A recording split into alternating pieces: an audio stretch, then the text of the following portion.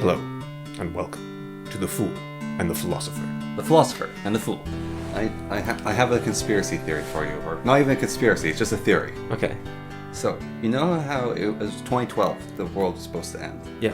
I think it did. Okay. And we've been in purgatory since then. Right. And why I say that is whenever you reflect back, it's like, wait, it's not 2012. Actually, I'm more of a 2011 main myself. Well, that's the year before, though, 2012, so Yeah. it can still work. Yeah, you go, okay, so that came out. What bothers me is when people talk about old school YouTube, right? Yeah. And I think, okay, like 2006, 2007, you had like Smosh was the big channel. You had Ryan Higa, and you had the Ogscast was number 12. Yeah. That was later. That was like 2009. Yeah. It's like old school, and they're talking about like 2014. I got called the OG YouTuber at one point, and that's because I'd been on YouTube for like 3 years doing tutorials. Well, I don't like doing this, so let's not do this too often, okay? Yeah. Because I hate thinking about it, but I think we started this podcast in 2017, Potentially. which was 7 years ago. Yeah. Yeah. Oh man, like we've been doing this for almost a decade. You see, like Tom Scott is like, after 10 years of YouTube, I'm quitting on my millions. And then you've got like, after 7 years, we're quitting. We've got 10 subscribers, and it's too many. The fame's gone to our heads. Yeah. But actually, a lot of times, I would love to see someone do a compilation of this, because I saw a small one for video games, where a guy took Stardew Valley, and I think it might have been Slime Rancher or a different game, and maybe Splunky. I can't remember what the games were, but they were these games that were overnight successes, where it was the developer's first game and they made millions. And then he said, yeah, so the news, this is their first game, they're huge success because they're geniuses, and here's the 20 other projects they did before those. And so the media, it was their first commercial game, but this guy was a modder for this. Undertale was another one. Yeah. It's like this guy was a professional music composer for like 15 years. And then he's like, okay, I'm good at music. Maybe I can make a game to put my music into. And the Stardew Valley guy was a massive modder and animator. And he was like, and he tried a few games that he released for free. Well, even on that with Tom Scott and Vsauce. Yeah. Both those guys did a huge amount of stuff before those things. And those were their two successful endeavors. Yeah, they were doing stuff. Yeah, or like there's this YouTube... Like Tom Scott was kind of stand-up comedy. Yeah. Yeah. There's this YouTuber called Thor. He's a programmer and does game jams. Yeah. And like he's grown really popular, but his popularity comes from he just has this wealth of knowledge about everything computer related, basically. And he like spent, I think, like maybe 20 years basically doing programming and video game making, or 15. The reason these games are overnight successes, or whatever it might be, these YouTubers, whatever it might be, it's not because they're really good. I mean, they are typically, but it's because they have a huge amount of experience. And then on top of that, for example, Wild Frost is, I don't know if I've ever even showed it to you, but it's that really hard card game I've talked about. And that game sold 1 million copies in like a week. It did really well, and it was made by 2 people. And they made $1 million. They didn't sell 1 million copies. But it's made by 2 people who didn't know each other. It was just the pandemic started, and one guy was an artist and one guy was a programmer, and they're like, hey, you want to make a game together? Okay, let's make a game. And so they never even met in person. They just were sending stuff back and forth. But the artist had like 1/3 of 1 million followers on Twitter. So he's like, hey, here's my game. Yeah. If he gets 1% of his people to go in there, suddenly that's a huge market base that he can use. And so, these people didn't just arise from nothing. They were doing something. And it's kind of, even someone like Captain Sparkles, who I think said he was going to retire, possibly. Although I've seen him release videos since. He was retaring from doing Let's Plays of Minecraft because he was... Again? He's sick of it. He did that like 5 years ago. Yeah. Remember he switched over to Reddit reactions, and then he's like, no, I really like Let's Plays, and I should be doing those because that's what I actually love. Yeah. But he had a YouTube channel long before Captain Sparkles that he did for years and years and years. He did that right out of high school. Yeah. And Pepkin Pipka, she talks about it as well. She failed high school and devoted her life to YouTube, which makes me think she's about my age or younger, because any older than me, that wouldn't have been an option. Yeah. Like YouTube just wouldn't have been a thing. And if you're my age, that'd be crazy. Like nobody was making money off YouTube when I was in high school. Like PewDiePie was maybe. But a few people were. Yeah. like the big ones. I don't know how the Yogscast do it actually, because I think they were a business by then. Well, so for a short while, a lot of them were actually funded by Disney money and like those conglomerates. That's how a lot of people were making money for a bit. But why is Disney giving them money? Like, were they doing? Because it's the investment thing where you see potential, and so you give them money so they keep going. I actually, you know what I really don't like? Companies like YouTube and. So yeah, as I was saying, I dislike companies like YouTube and Twitter where they're hugely based on speculation. So people give them a huge amount of money, or in YouTube's case, Google gives them a ton of money. They don't need investors. Google is their investor. That's fine. Investment funding I'm fine with because you get really cool things that way. But the part I don't like is that they purposely run their business in a non-profitable way in order to drive everyone else out of business. Because nobody can compete with YouTube because YouTube isn't a profitable business model. Twitter is the same. You can't compete with Twitter because nobody else could. Twitter was losing billions, right? Yeah. YouTube, until recently, where it added in as many ads as regular TV, maybe more ads than regular TV, was losing billions. And now YouTube is way less pleasant to use, but it's profitable. And they were able to, for about like 5-10 years, destroy any attempts at building competition to them. And also they killed the cable companies to a certain extent because they were offering Netflix did the same thing. They're like, hey, we're offering a much better service. Aren't we so great? And then they die. And then the competitor dies because they can't keep up with it. And then they just adopt the competitor's nasty business model because that's the only way to make money. And so it's not actually a better model. It's just burning money to kill your competition. There's two graphs. I don't know the start date. I don't know the end date, really. Like the actual physical date. But the graphs is video torrenting and video game pirating. And so Steam, video game pirating drops. And then video pirating, or torrenting, whatever you want to call it, with Netflix drops. Anime pirating, the first advent of Crunchyroll, so the most early model of Crunchyroll, that also drops. So all three of those drop. Time goes on. The Steam gets competitions like GOG, Epic, all those other little game stores. And there's a bit more pirating in video games, but Steam is such a solid monolith that actually hasn't changed its model. And GOG's better, if anything. Yeah. So GOG and Steam are such solid monoliths in that way that hasn't happened. But with people like Netflix, who've changed their model drastically, and then we have like Disney Plus, Amazon Prime, Hulu, all HBO Max, like all of those little services popped up. Pirating skyrocketed again. The Pirate Bay, like basically all its users came back. Same thing with anime. Because it's fractured into a bunch of different services. You have to like find specific anime, specific seasons even. And so it was like everyone goes back to the old pirating anime sites. Well, what's worse with sites like Crunchyroll and Amazon to a small extent, I've noticed with books, and what I've heard about Crunchyroll is it's not just, okay, this is getting too expensive and I need to have 6 different services.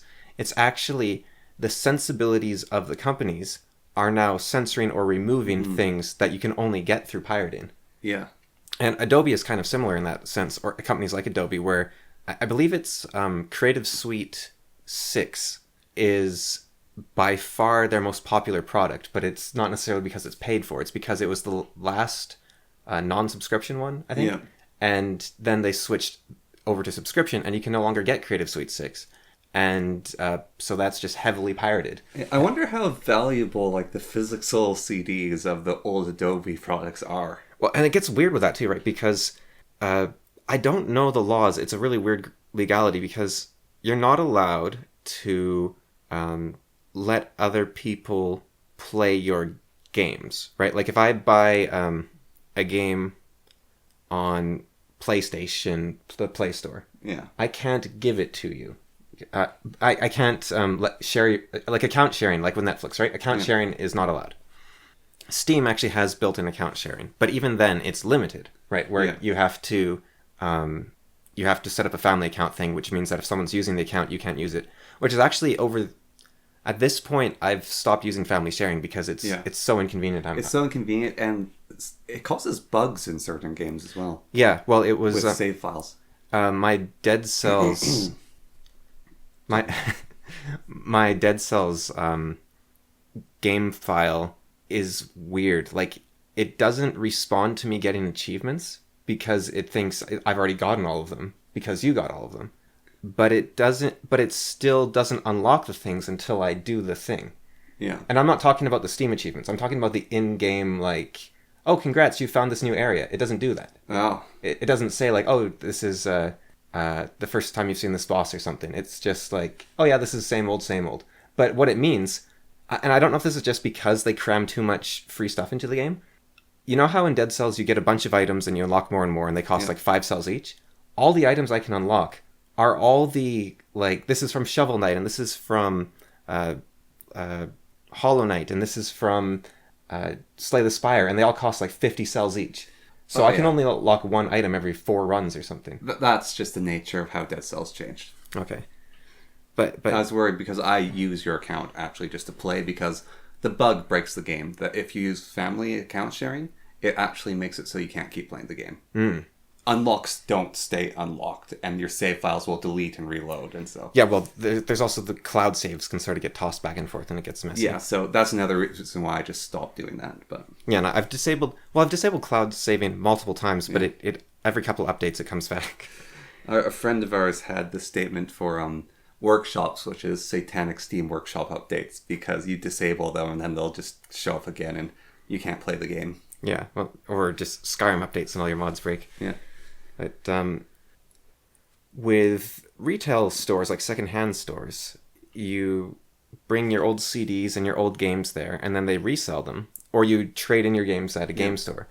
And Nintendo or Sony or EA or whoever made the games, they're not making any money from that resale. Yeah. And because the game you're buying is a license under their end-user license agreement, you're selling your license, which I guess you can sublease things potentially, but I feel part of it is that if any of these companies, like, so with the CDs at some point, because it was a license, if any of them had made a row about those resales, like the GameStops or the trade-ins, like they're like, no, you can't do that, and they tried to sue those companies, that would have brought into question... the end-user license agreement? Yeah, that whole system, and that could have made it so it's like, what you're doing is incredibly immoral, and no, you actually aren't selling a license, you're selling a game.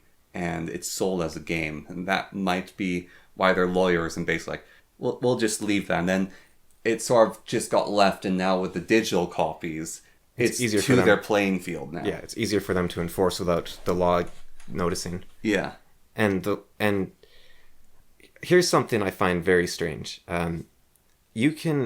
Your license of software is specific to that copy of the software. So if I have the Harry Potter Chamber of Secrets video game from EA, and on a CD, and I put it on my computer and I play it, that's legal because it's mine. Yeah.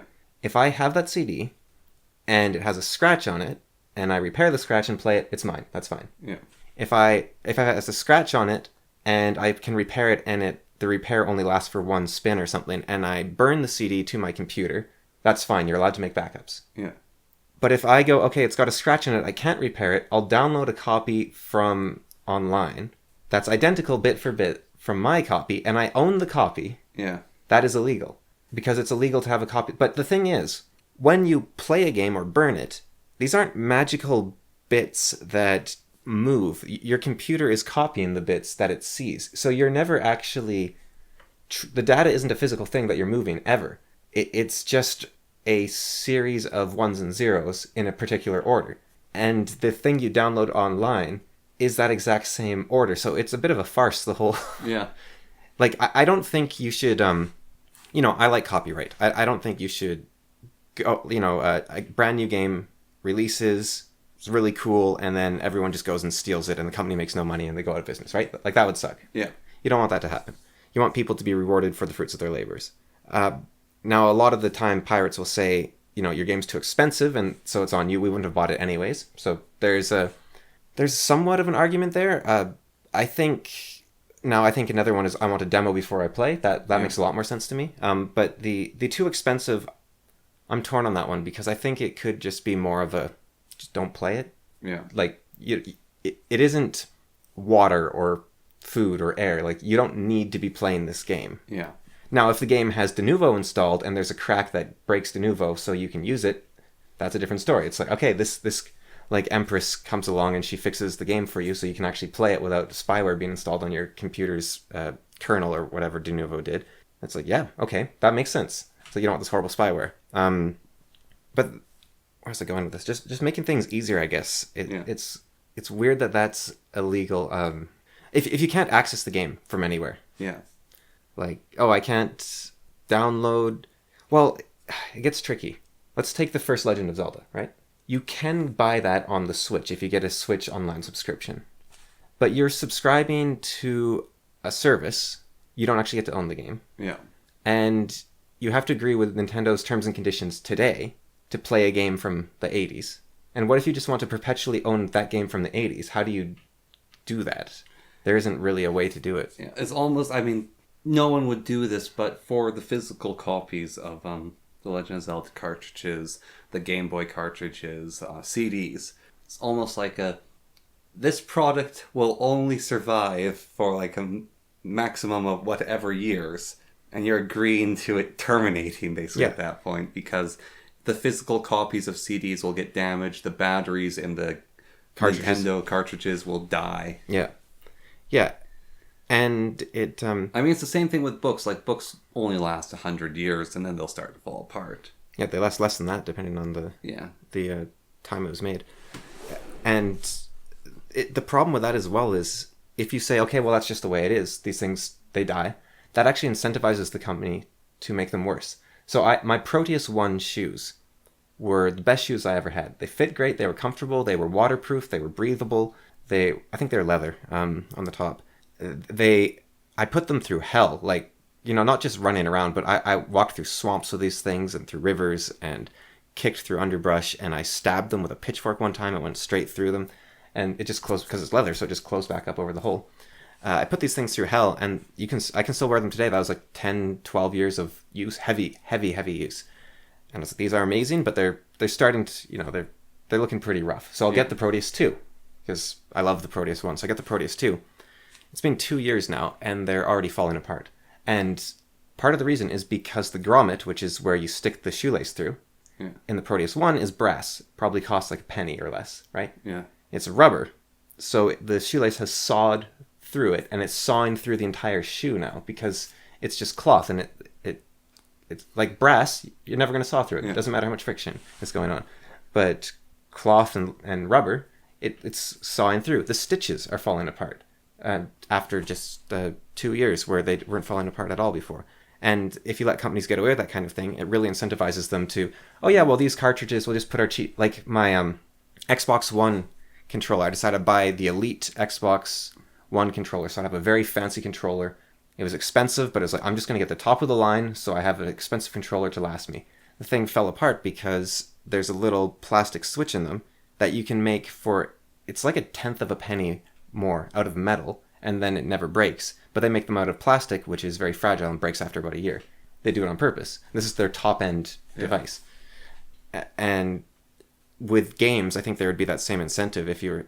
And so I think piracy... It's weird because piracy is illegal, but it's kind of the little guy's way to serve justice if used correctly. Well, even then, it goes further to the point where Battle for Middle-earth 2...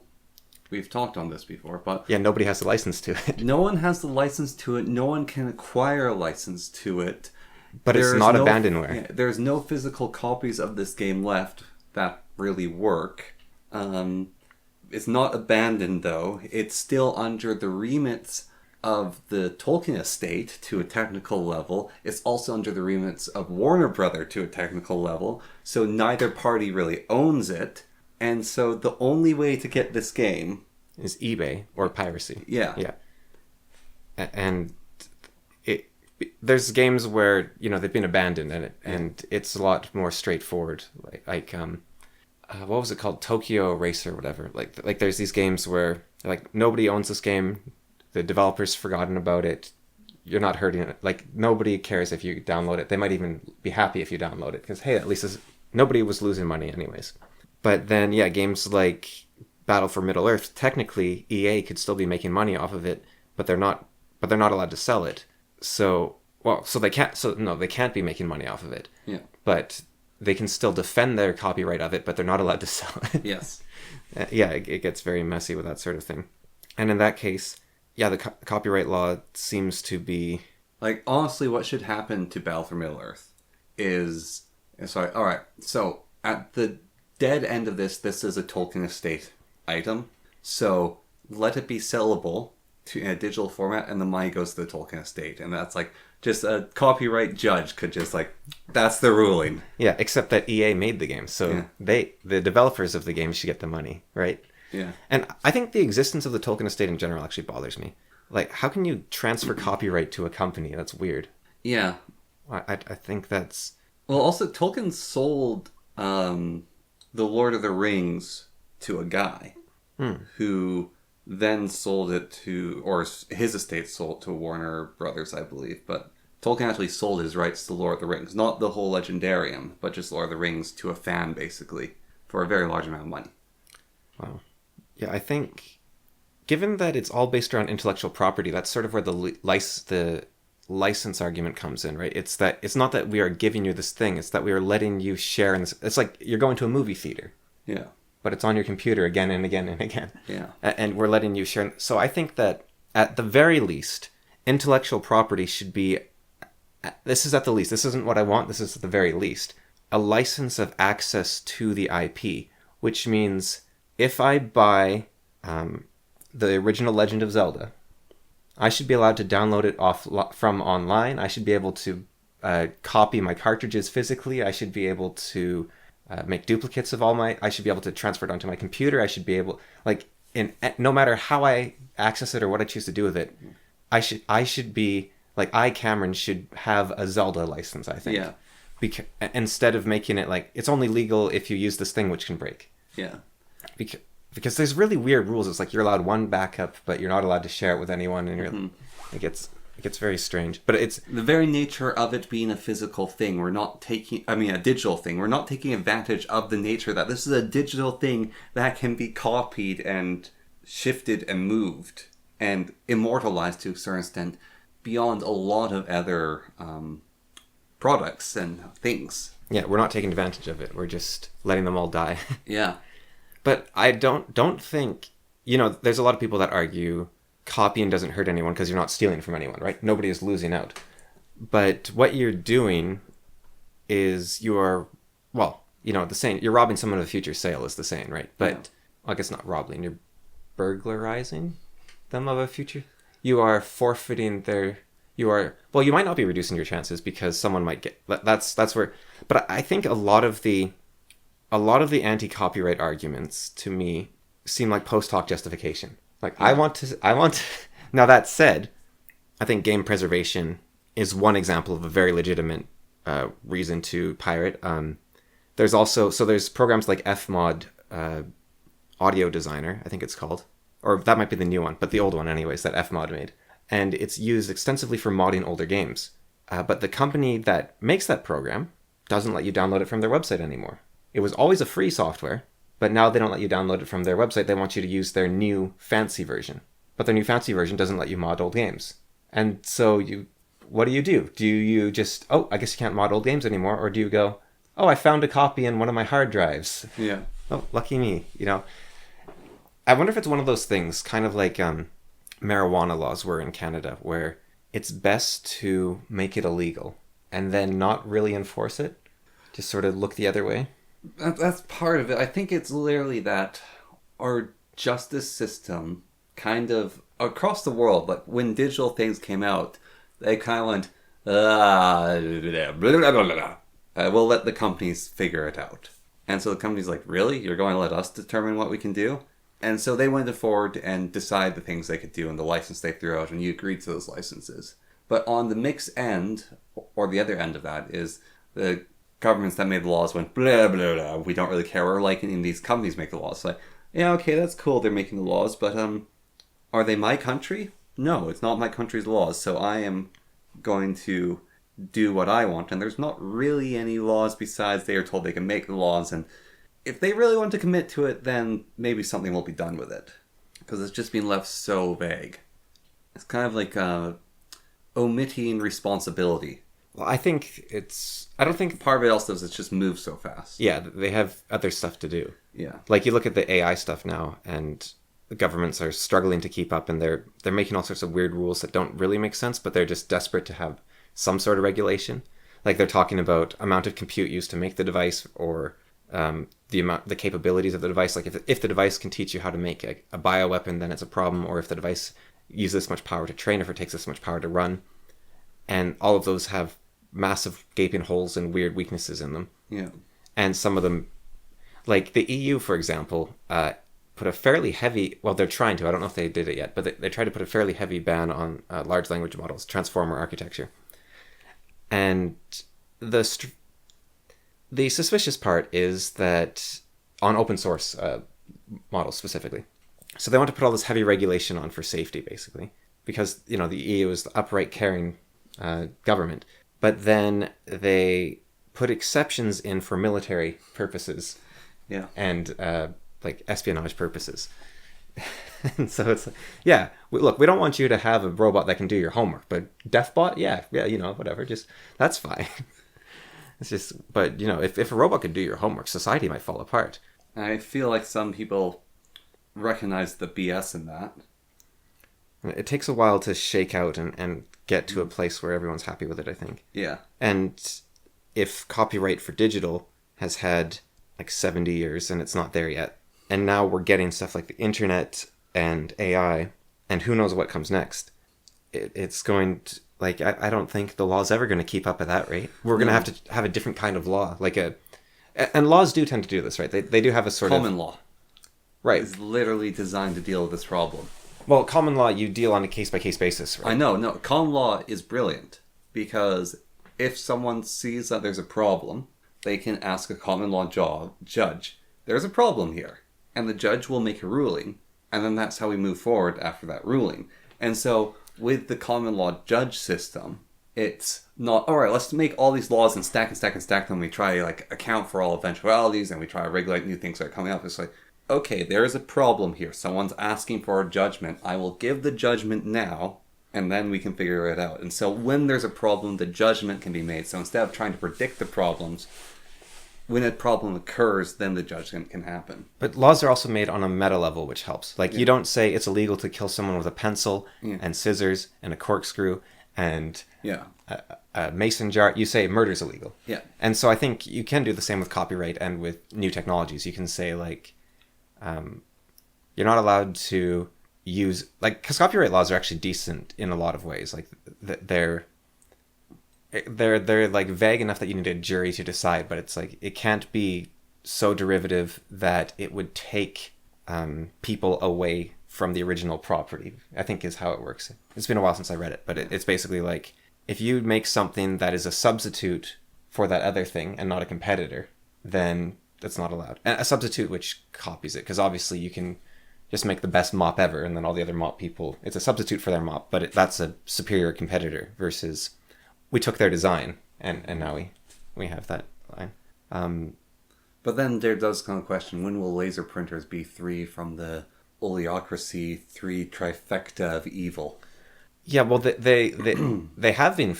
the patent has expired on laser printers, but what they do is they change the... I believe this is how it works, is they change the nozzle head, and they patent that anew, and then they make the rest of the printer only compatible with that new version. So you can make the old version now. It's just it's a hard technology to do in the first place. Yeah.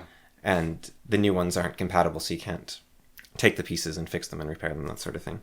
Yeah, and that to a certain extent feels like that's where copyright and all that stuff gets abused heavily. Or patent in that case, yeah. Now, what was I going to talk about with... it was right at the... It was before we started. I was going to talk about Heroes of Might and Magic in some way, which was... The campaign or the scenario, that's very popular. Yeah, so I was playing, I was recording playing of Myth and Legend, which is this very popular map from the original Heroes of Might and Magic 3. Not Shadow of Death or the complete edition. It was from the original. And they got rid of it for the complete version. So, but you can get maps online, so I downloaded Myth and Legend and I was playing it. having a great time. It's a very cool map. You play as one of the Greek gods or their children. And so I was playing as Perseus and Hercules. You get both because you're Zeus. Yeah. So you play Zeus, you get to play two of his sons. And going around, and every monster you attack is like a monster from Greek mythology, and every... So you're fighting the dungeon. Well, what I mean is, like, if you attack a water elemental, it'll say, this is the whatever, the spirit of the water. And yeah. Or you'll come across a group of elves, and it's like, this is so-and-so, the greatest archer of... Yeah, and you go to a tomb, and it'll say, this is the tomb of so-and-so, and here's a rib cage because he would... murder people and keep the ribs in his backpack. And here is this mountain range here was created when Zeus and Hera got angry at a couple, and they turned them into a mountain. And the map is laid out like Greece, and with all the cities and the spots where Greece were. Like, so I had Mount Olympus and I had Abdera, and there's water everywhere. It's a very cool map. So I was going through it. I recorded a few videos of it. And it was getting really exciting. I had a big army. I got a couple of my armies into boats, and I was ready to sail out and start seeing the rest of the world. Because I hadn't run into any AI yet, because it's a hard map to get around on. But the goal of the map is to go to the underworld. You have to find an entrance to the underworld. There's actually several different ways to do it. And then you go through the 8 trials of Hades, basically, and then you fight Erebus, and then you go through this other area, and you retrieve the Titan's Cuirass, and then you win. And so it's pretty cool. So I ended the episode there, and I was like, okay, can't wait to get back and just start going. So I start recording the next day, and I hit end turn because I had just left it before I'd ended my turn. Yeah. So I didn't do anything. Hit end turn, goes through all the AI, goes to Tan. Boom, you've lost. Tan has won the game. What? What's going on? So I pull up the map. Like I use a cheat code to look at the whole map, and Erebus, who's the guardian of the underworld, who starts near the Titan's Cuirass, which you need to win the game, is allowed to pick it up and win the game. And apparently it has a ton of little problems like that, and that's why they didn't include it in the complete editions, because they just didn't fix it. They didn't play test it. And so when they were making the complete edition, they're like, this map's broken. Let's not even bother trying to fix it. It's just... So it was so disappointing. I was going so good. So what I actually ended up doing was recreating the map in the map editor, and then like from my position of my save game. Yeah. And then I just made it impossible for... Actually, I changed it so the Titan's Cuirass doesn't make you win the game. But then I also made it very difficult for Erebus to actually get to the Titan's Cuirass. I put a gate in the way that they couldn't pass through. And I was able to play from there. But yeah, it was just kind of a funny little... Mm-hmm. Just a little bug. Yeah. I encountered something funny this past weekend. So I was having an argument in person with someone who's fairly liberal, and I was just trying to argue my points. And I was messing up a lot, and I felt like I wasn't saying the right things. I was getting frustrated at that. I was thinking, I want you in a Pokeball, so I can go, Cameron, use rhetoric.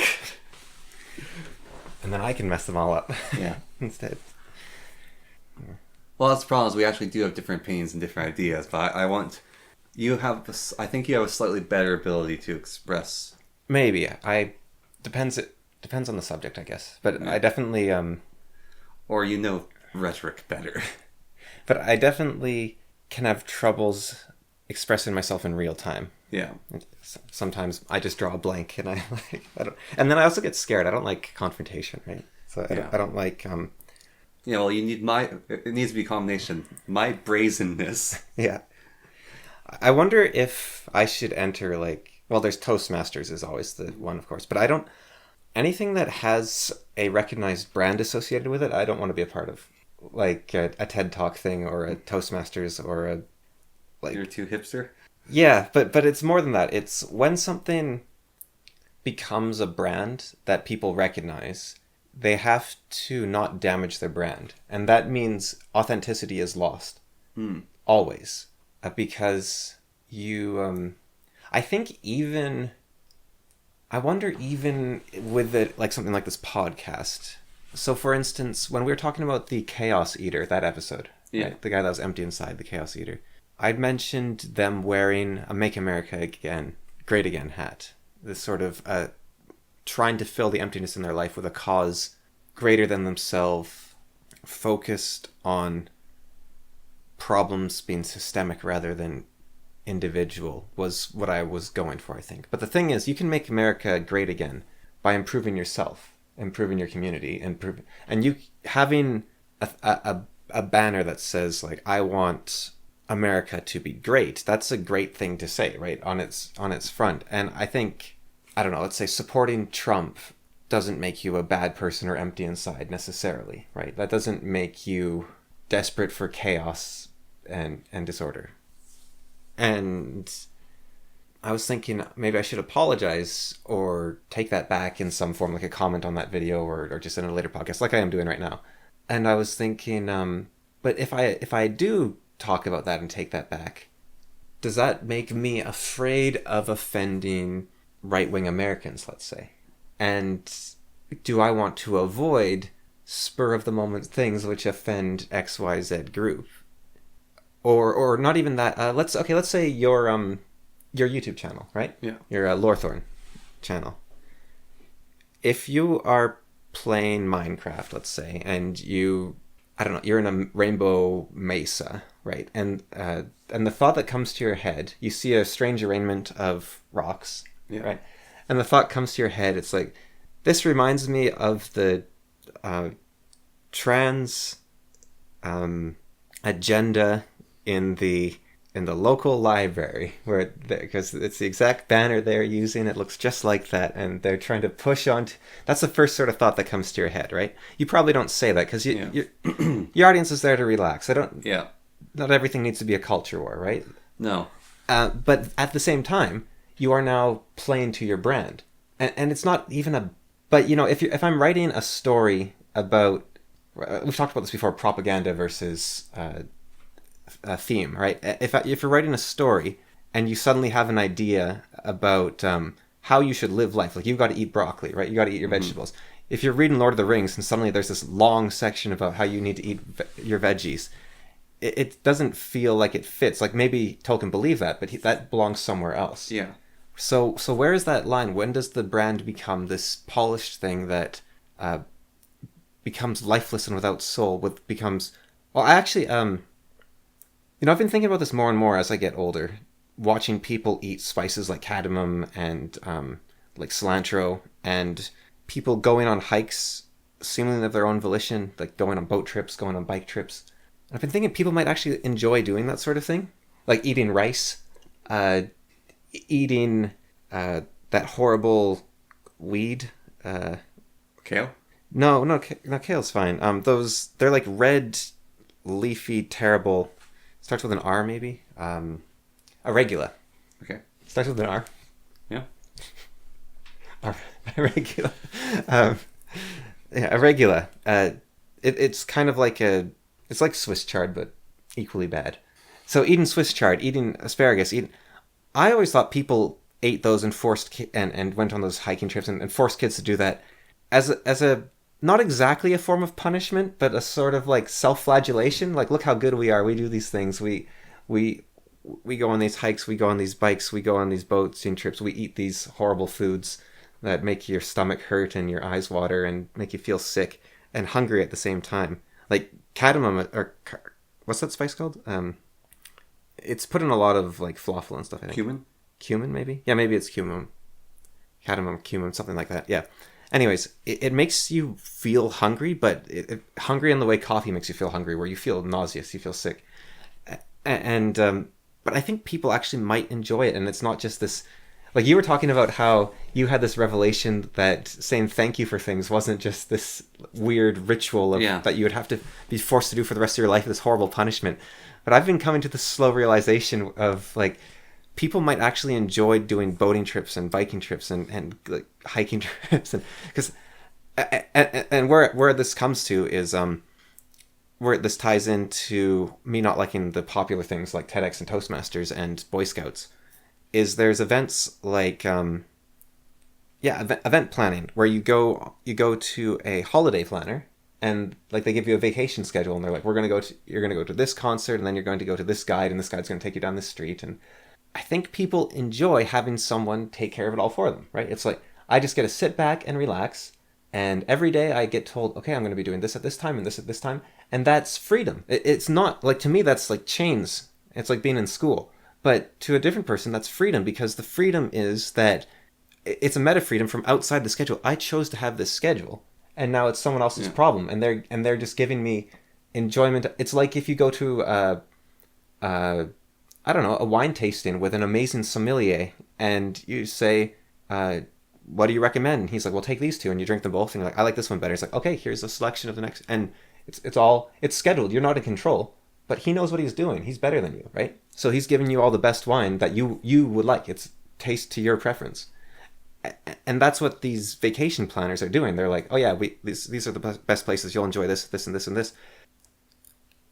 And to me, it's this stifling, like, what I want. I don't like going on trips. I don't like going to concerts. I really don't like that sort of thing. I like freedom to do my own things, because I have so much of my own stuff I want to do. I don't have time to be doing anything else. Everything else is taking you away from doing your thing. Like, I don't know if you know the feeling of being inauthentic to yourself, but it feels like you're dying, sort of. Yeah. And I feel that with, like, all these things. It's like, I want to say I have a life, but that makes it sound like all the concert goers don't. That is their life. This is what they want to be doing. But those are not the things I want to be doing. But I think it comes to a point where, when you're maximizing for freedom, freedom becomes its own set of chains, where you actually need to do something with that freedom. No, I do have things I want to be doing with the freedom, but it will stop you from going on TEDx. It will stop you from doing a trip. It will stop you from going to a concert. Because they have their way of doing... Oh, here... Okay, yeah. So, when I watch a video by you, or Mr. Samuel Streamer, or, let's say Noravo, you guys are the editor. Mm-hmm. Which means I'm getting the experience you wanted me to have. There's an extra layer of connection there, right? You hire an editor to work for you, and you might get a better video because the editor knows what they're doing, right? Like, they're professional. You might get a better video, but the authenticity matters more, up to a point. I think a certain degree of professionalism, especially if the editor works really well with you, right? But I think that extra connection, it's like, this is everything they wanted me to see. Whereas you have something like the Dresden Files, where the covers don't show anything. They don't show Harry anything like Jim Butcher imagined him. Yeah. Like, he has this hat on, and Harry doesn't have a hat in the first place. And in the later books, Harry actually starts making fun of the cover art in subtle ways by saying, like, why would you wear a hat? That sort of thing. And the cover artist, in response, started making bigger and more outlandish hats on each of his pictures. But you're getting a product that was put together by a committee, in a way. And I think when it comes to a committee, you don't get that purity of form. Everything's voted on. Everything's... What is the problem with that? I think you know what I'm talking about. Yeah. But it's like, what is that? What's twigging me there? It's this sense of... Honestly, I think it comes to your personal taste of, you want authenticity. Authenticity, thank you. Yeah. You want authenticity. But what makes it inauthentic or authentic? What is authenticity that makes it You feel... want the vision as pure as possible, so you don't want anything else. You want from the original source with no other influences put on it. Oh yeah, okay, so here's... Yeah. So, my... One thing I read when I was reading about self-publishing was, never do your own cover for your book. You don't know how to make a cover. You think you do, but you don't. Get a professional artist to do it for you. They'll do a much better job. Get a cover designer to do it for you. They know how to make covers. They know what the industry standard is. I made my own cover, which, maybe that's why the book doesn't do that well, right? But I was thinking about this, only recently. The cover of my book, which is about an old assassin teaching a little girl, trying to convince a little girl to make weapons of war, basically. The cover of my book and the weapons of war are golems. The cover of my book depicts a tree. And not much else. And I don't think a cover artist would have chosen that, because there's not really a scene with a tree in the... I mean, okay, there's a few scenes with the tree in the book, but they're not pivotal in a lot of ways. And maybe I could have said to them, I want a tree for the cover art, and then they do a good job of it, right? But what happens by me choosing that tree is, you as the reader, if you know I made the cover, you think, okay, well, that's a bad cover, but the author thought that was important for some reason. And so that's where the authenticity comes in. It's like, this is what I want you to look at because this is what I was looking at. You get to see inside their mind. So when you're editing and you zoom in on a section of your inventory or of the map or whatever it might be, the editor might say, I don't know why he was staring at the screen for 10 minutes. But you, who was doing the staring, can point out why you were staring, what caught your eye, what was part of that experience. And so that gets lost when you have a committee. So then when you go to a TEDx or something, you have to fit the TEDx format. You go to Toastmasters, you learn how to debate like a Toastmaster. It's like when you go to an English class and they teach you all stories. Yeah. All stories have like a denouement and a climax and a rise in action and a conflict.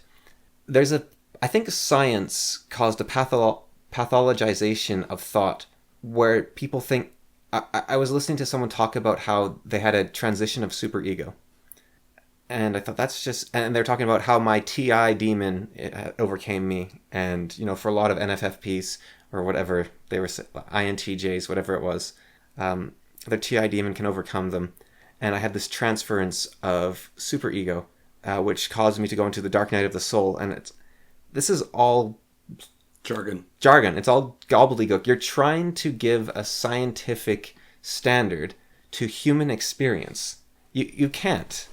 Humans are... You can't just label humans and say, oh yeah, this is this. The only way you can really do that is through mythology. And the funny thing is, like, Myers-Briggs is based on Jung archetypes, right? Jung's archetypes? Yeah. All right. Yeah, it's based on Jung's archetypes, like the alchemist and the sage and the scholar and all those. I thought you were saying young archetypes, so it's like a young adventurer. Yeah. No, they're based on Jung's archetypes. But what's weird is Jung was a huge proponent of mythology being the collective consciousness of humanity. Humans are all connected by the stories we tell each other, and within those stories you can draw meaning. And his archetypes were these vague strokes. He would say, like, yeah, I see, okay, you're kind of in the I think his archetypes were even a bit too concrete in some ways, but he would say, like, okay, in the story where the adventurer meets with a wise sage and goes and talks to the king and he's like, you are the sage, because you are the one that people go to for advice, and you are the one that doesn't venture into chaos but has previously done so, or that sort of thing.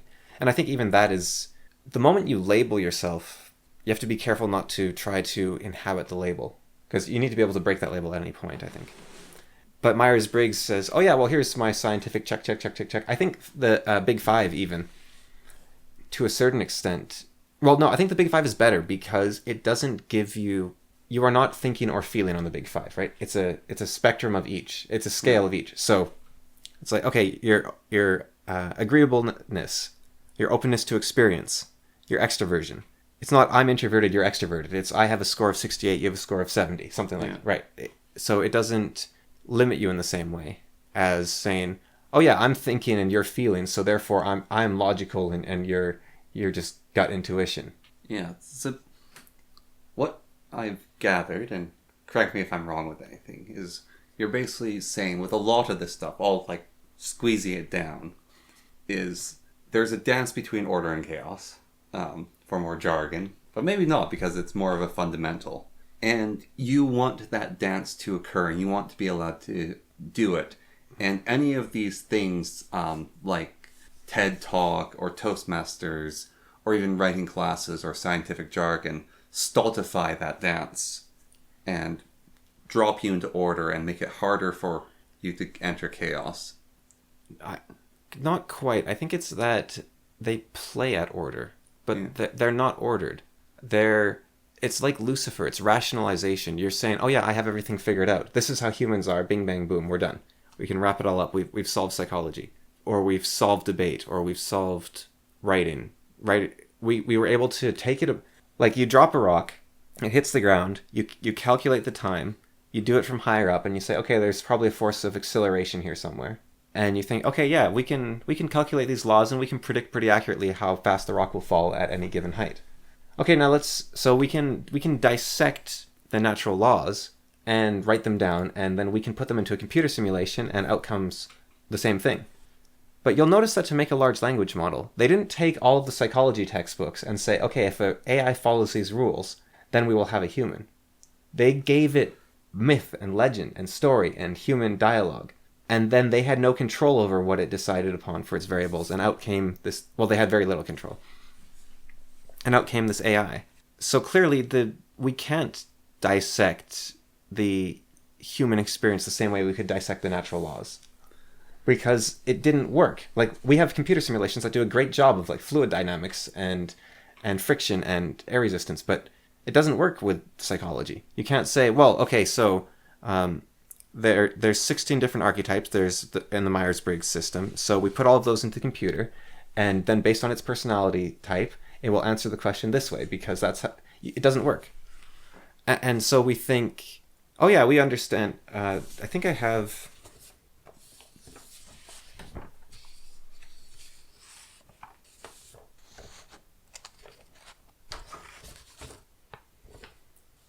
I don't have the full thing here, but I've noticed Reddit is a great place to notice this brain rot, where someone will make a claim, and someone will ask, what's your source on that?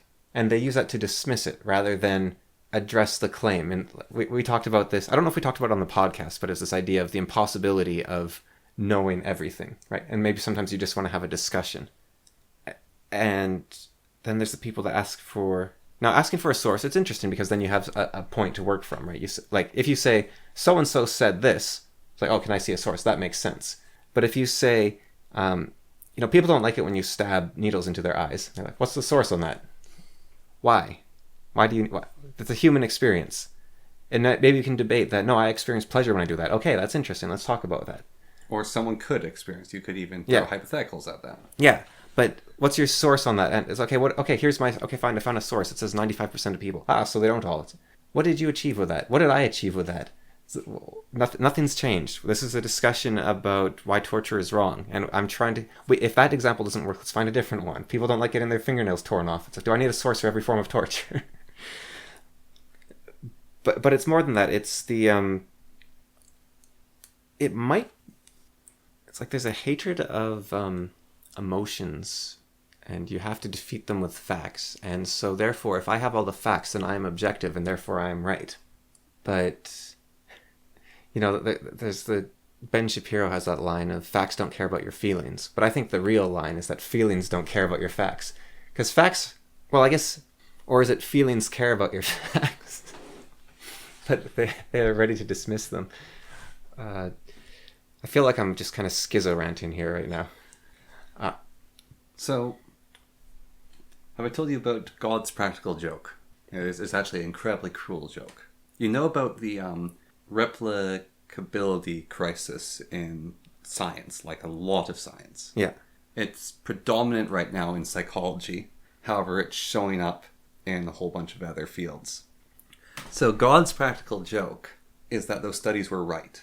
However, we think that the natural laws of the universe and the ways humans work, right? That is fundamental. It can't change. Like, we've got the rules and they are as set. But every time you figure it out, God changes the rules. Yes. Yeah. Yeah, and like that could even apply to the like four fundamental forces or whatever. Like at some point, we actually discovered we were wrong, and like the weak nuclear force is actually divided into two additional forces, and they behave slightly differently. And that slight change has a knock-on effect when we look at all of science, and then the universe shifts for that knock-on effect. And so what's cool hypothetically about this is it's a massive amount of gaslighting by the universe. It's called flashlighting. Okay. Is it? Yeah, people often think the player was called gaslighting. It's called flashlight. Very funny. So it's a huge amount of gaslighting from the universe. However, it wasn't gaslighting until it was. And the fundamentals of reality shift. So here's a question I had in the shower. And they have always been shifted. I had this question in the shower the other day. The replicability crisis, right? Yeah. How do we know it's a thing? Okay, so you can't trust scientific studies, right? Yeah. Why not? What? Well, a study Yeah. was done on that. Yeah. Why do you trust that study? Well, because we are more advanced and more sophisticated, and we have more scientific rigor than we did at that time. Well, we might not. But we do. Well, I don't think I trust the studies that say science has a replicability problem. I think all studies are correct except for those ones. Well, the other way to do it is you would try to recreate yourself, or you go, that doesn't make sense. Are they certain the study came out that way? Because I think that's part of the problem with the do you have a source of that? Which is, sometimes someone tells you a fact, you're like, what? No, that can't be real. It's like, oh yeah, I show you here, show a source. Like, really? Oh, well, okay then. And then it turns out that the people who did that study, controlled for variables, they wrote their hypothesis first, and then they made the variables confer their hypothesis. They didn't have a control group. They didn't do a whole bunch of stuff. Yeah, studies often give you a false sense of security. Yeah, and the study could be completely wrong, or it could overblow the information. There are a whole bunch of stuff. And so that question of, no, that's just not right. I don't care if there's a study there. That's not how it works. But with all seriousness, let's say all studies are done with an equal amount of rigor. And a study comes along that says there's this replicability crisis. Right? Yeah. Okay, so you believe the study. Now there's a replicability crisis because the study said it. You don't believe the study. Well, sorry, no, but okay, so you believe the study, but that means you can't trust the study. Because you do the study again and maybe it won't work because the study said you can't repeat these meta-analyses and these experiments and everything else. Okay, so you don't believe the study. So that all studies are correct, so you don't believe that study. Except that study. But that study is... it's the two gate guardians. One always tells the truth, the other always tells a lie. Yeah, now one solution is that all studies done to prove that you can't repeat studies are done poorly and all other studies are done well. So therefore, there isn't actually a replicability crisis, and it is those studies that are failing. And then, but that would, in turn, if they're done with an equal amount of rigor, that would show that the scientific method doesn't work. Because the whole point of the scientific method is that different people can follow the same steps and get the same results. But there has been studies which show that isn't true. There was a study done on psychic phenomenon where there was a skeptic who did all these studies to disprove scientific phenomena, these fantastically well done studies, and he disproved tons of scientific phenomena. And there was a believer, who did a ton of studies, these fantastically well done studies, that proved a bunch of scientific phenomena. Paranormal phenomena. Yeah. And so they decided, okay, this isn't working, obviously. Let's do a study together. So what we'll do is we'll design the study together, and both of us have to agree on every step of the study. That way, if one person's bias comes in, the other person can override it. And so we will make the best study ever. And so they came up with a study where they would have a person in a room and they would have a camera on them, but there was no windows into the room. A camera that that the study person could view the room with, but the person in the room couldn't see them whatsoever. And they would watch the person in the room, and then at random points, they'd glare at the person. And they would see if the person reacted to the glare, to sort of see if they had an extrasensory, whatever that thing's called. A sixth sense. Yeah. And so they set up the study that they were both happy with, and then they went and they took turns being the person doing the glaring and doing the staring at them, right? Yeah. And the end result of the study was that the skeptic was able to completely prove that there was no such thing as the sixth sense because nobody reacted. And the believer found that everyone reacted to what he did. And so even the observer has an effect. So the conclusion of the paper had this line. It was something along the lines of, we have no idea how to account for the outcome of this study. And one of the and they were listing possible explanations, like maybe the believer is a psychic and so only he could affect the people, right? Like they're just trying to think of everything, right? And maybe you interpreted signs completely differently from the other person. And then they're like, maybe the other party, that both of them agreed on this, the other party snuck into their lab and changed the files, changed like the spreadsheets when the other wasn't looking to give the result they wanted, because they're like, we don't know where this could have gone wrong. So yeah, well, so that comes into the God's practical joke. Yeah. But both authors agreed maybe the other guy was sneaking, and they were talking to it. They're like, I don't know, you don't know, I guess we're sneaking into each other's offices at night and changing the results of the study. So, yeah. Yeah, well, even on that, like, maybe humans are orcs. Meaning? if we believe something is Yeah, true. well, yeah, that is a possibility, and then that makes it very difficult to.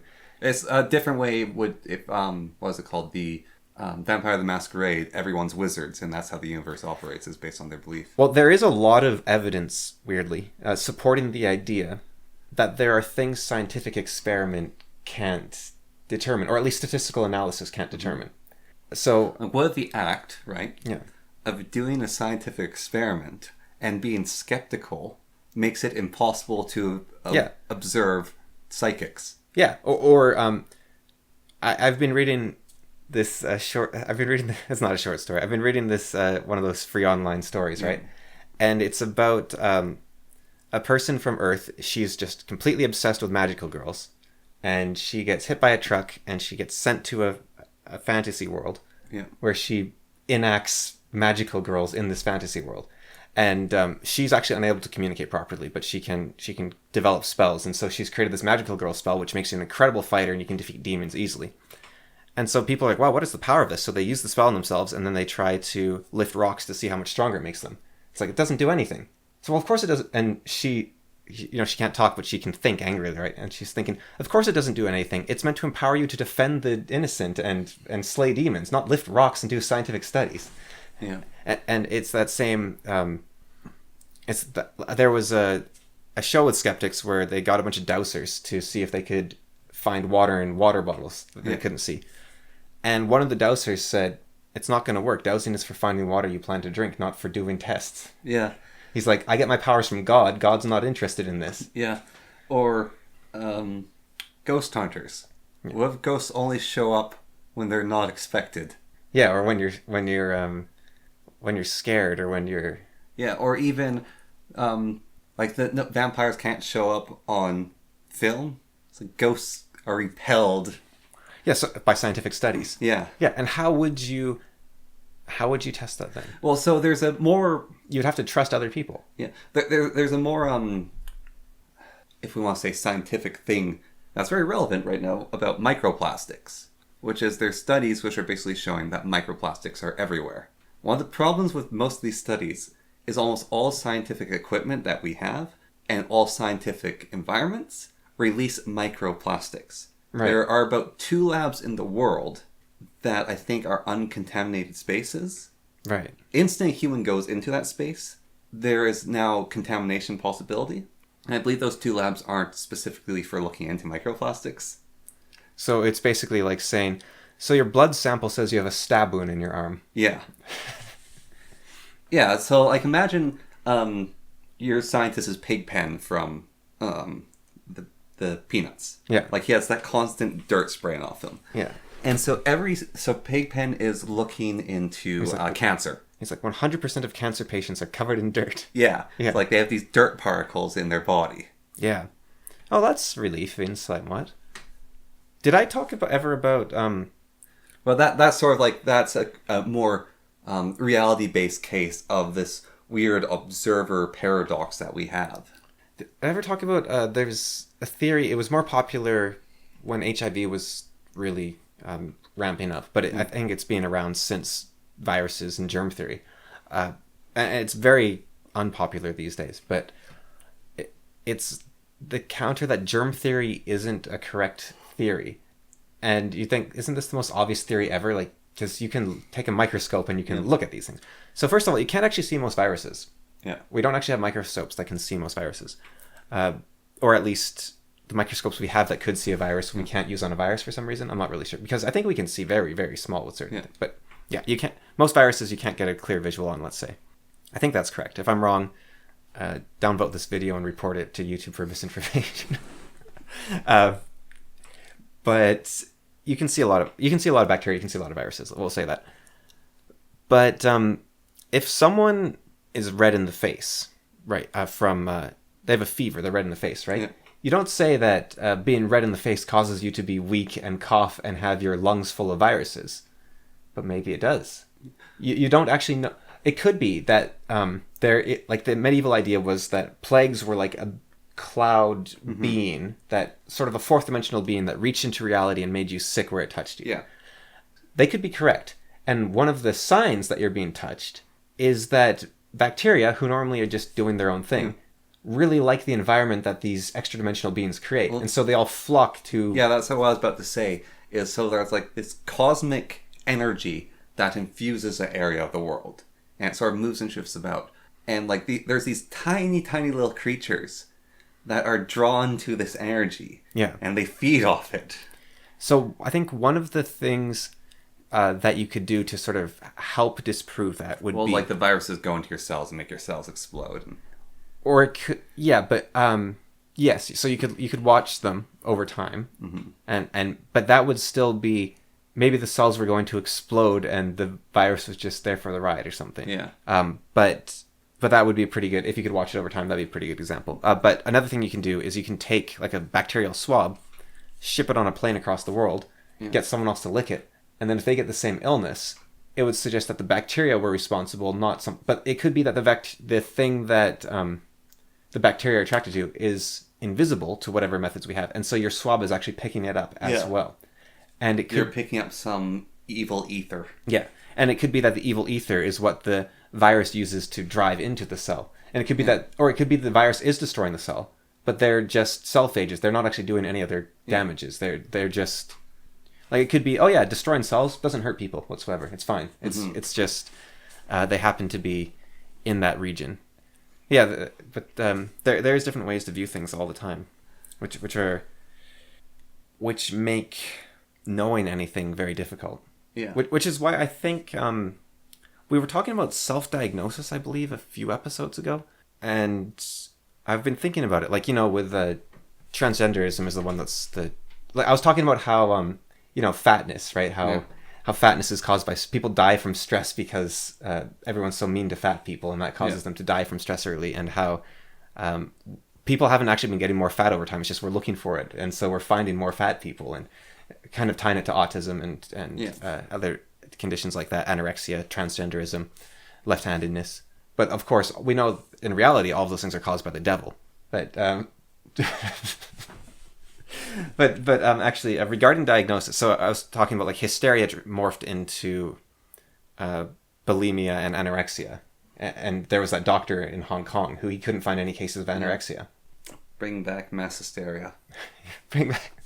Yeah, well, I assume, it sounds silly, but I wonder if it would have been a lot more devastating than we think. Like transgenderism, if you put it 300 years ago, right, and you think about it, you're like, it sounds silly. It's like, oh, I want to put on costumes all the time.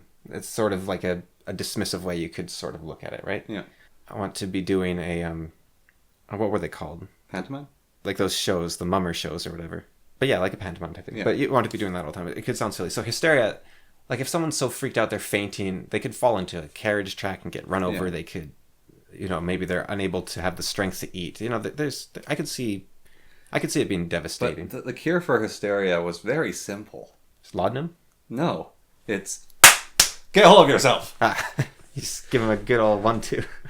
Yeah.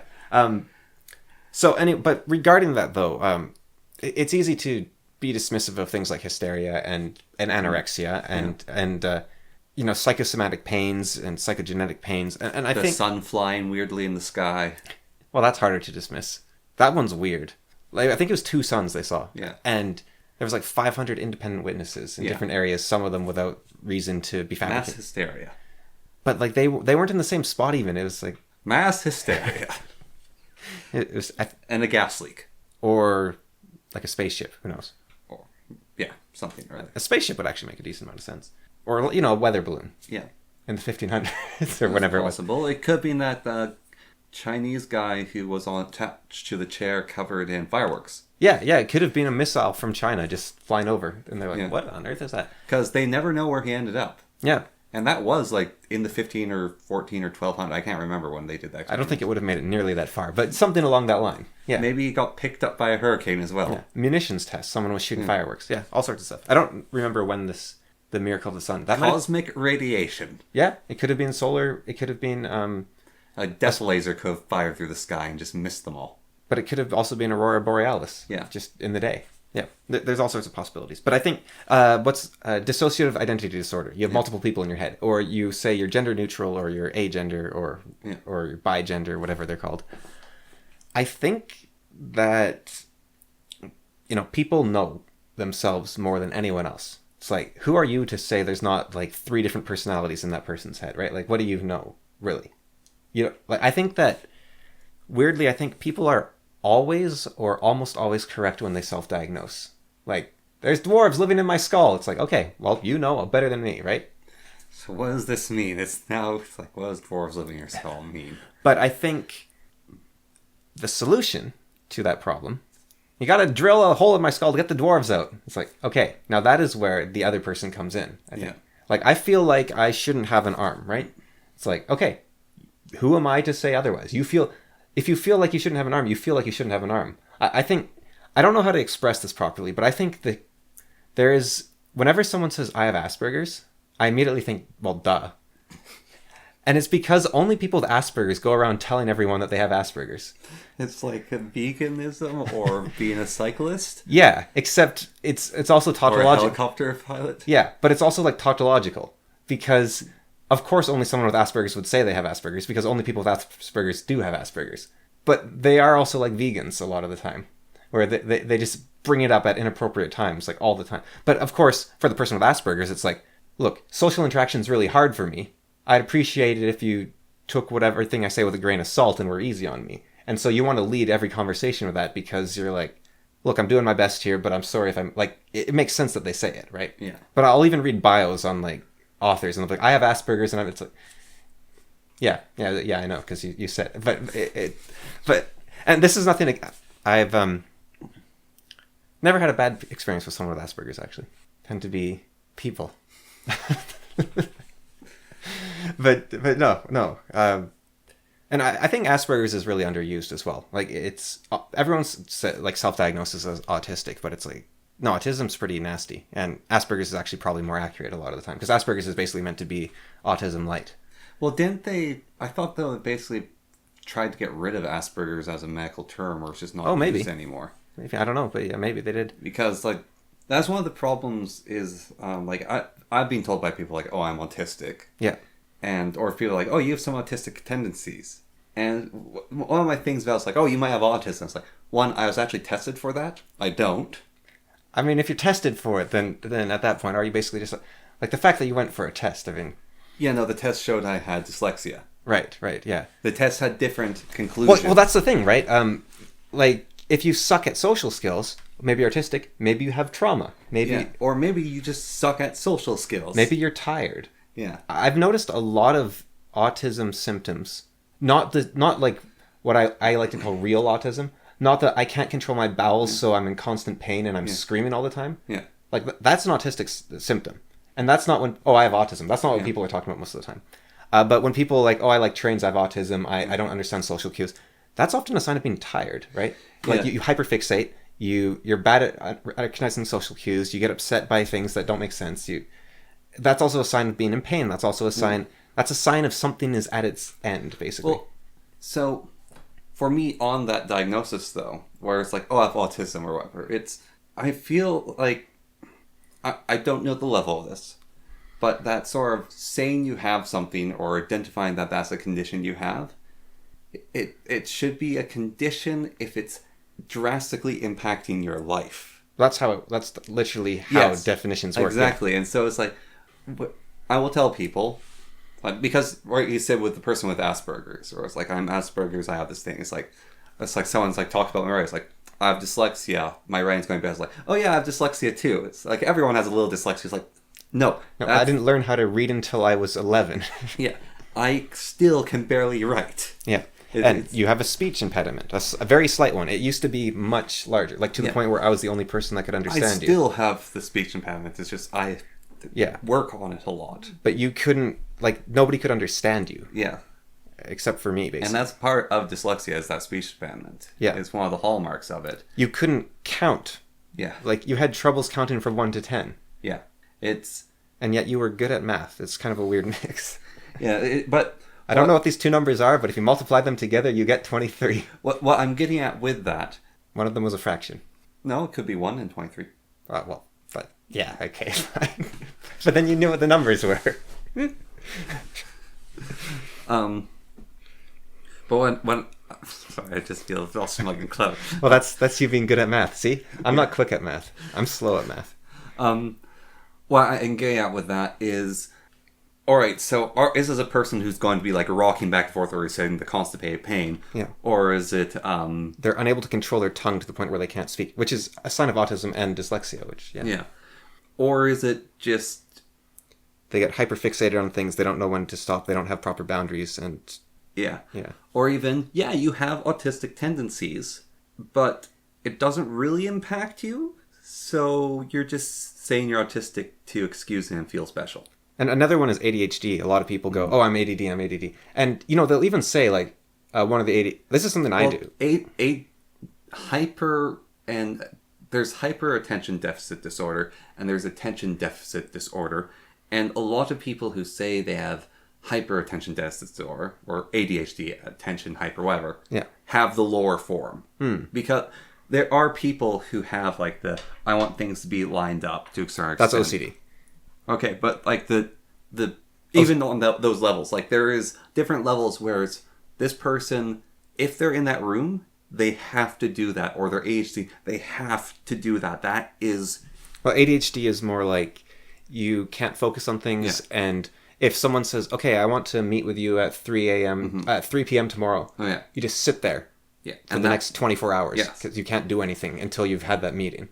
Like, schedules destroy you. And that is something that I experience. But I don't think I have ADHD. I just have one of the symptoms of ADHD. Yeah. So you can have like individual symptoms. There can be like people who get the full-blown diagnostic and it's severe. They need to make strategies to manage their life, or they need someone to take care of them. But the other thing is that it's a cluster of symptoms, right? So I look up problems I have.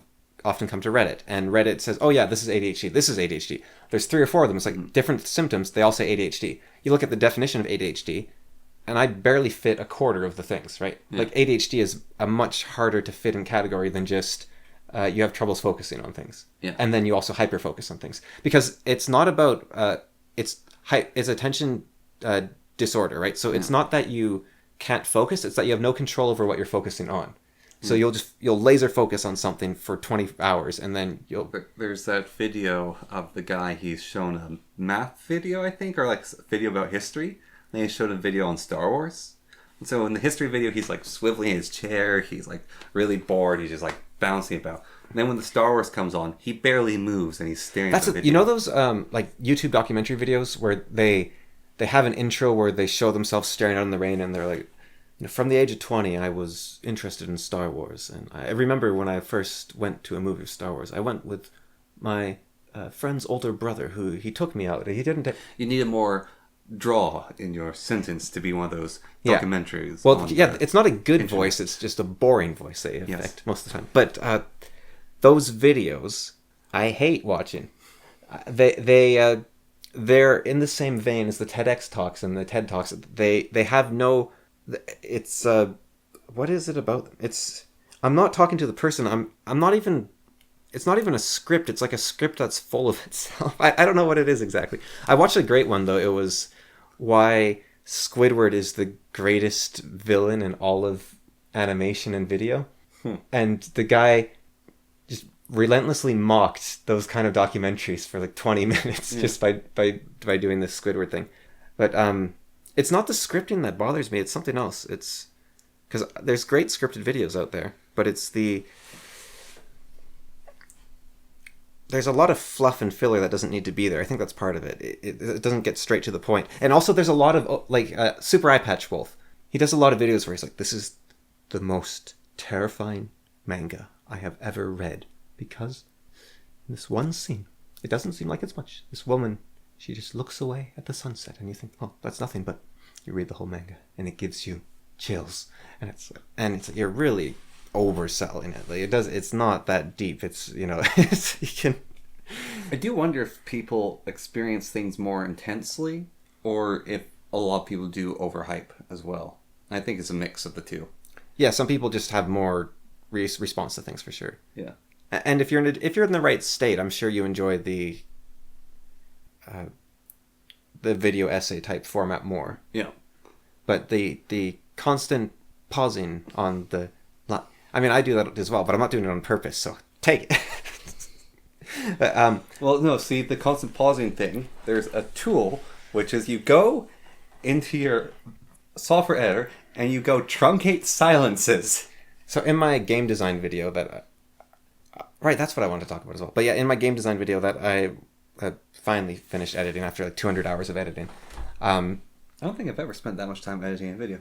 Yeah, it was too long. But there was this section where I had removed this ums and ahs and gaps and whatnot, and I needed to fit, because I had deleted a bunch of the footage, because I was just me staring blankly at the screen. So I deleted a bunch of the footage, but that meant I had all this stuff I was saying while I was staring at the screen, because I can't speak and play the game at the same time, apparently. So I had to fit it in the rest of the video, so I had to like get rid of a bunch of gaps and ums and ahs and everything. And so I had like 15 minutes of me talking without a breath, and I was listening back to it, and I was like, I can't comprehend this much information in one go. I had to actually manually add spaces back in, and I like took some of those ums and ahs I cut out, and I put them back in, because my brain was getting exhausted from the constant like just word. It was like listening to a 15-minute rap song. I was just like, boom, boom, boom, So boom, boom. part of that is, especially when you're doing the flow of consciousness, the flow of consciousness, Yeah. while speaking in a video. I have a little sticky note on my computer now, because what I would do is I would say a sentence and I'd leave it open at the end, so when there's that space in it, then if my next sentence came along, I could carry it on. However, sometimes you lose it, or sometimes you want to edit, or you realize, no, there needs to be a cut there. But then you're left with this open sentence thing, and it doesn't sound right when you listen to it. And then if you have a whole bunch of that together, it does create the spaghetti language of just getting thrown into your ear. And so what you have to do is you have to have your sentences and ideas be finite, or not finite, Like planned out ahead of time. not even planned out, they need to be final. You need to have the certainty to end it and then start a new one.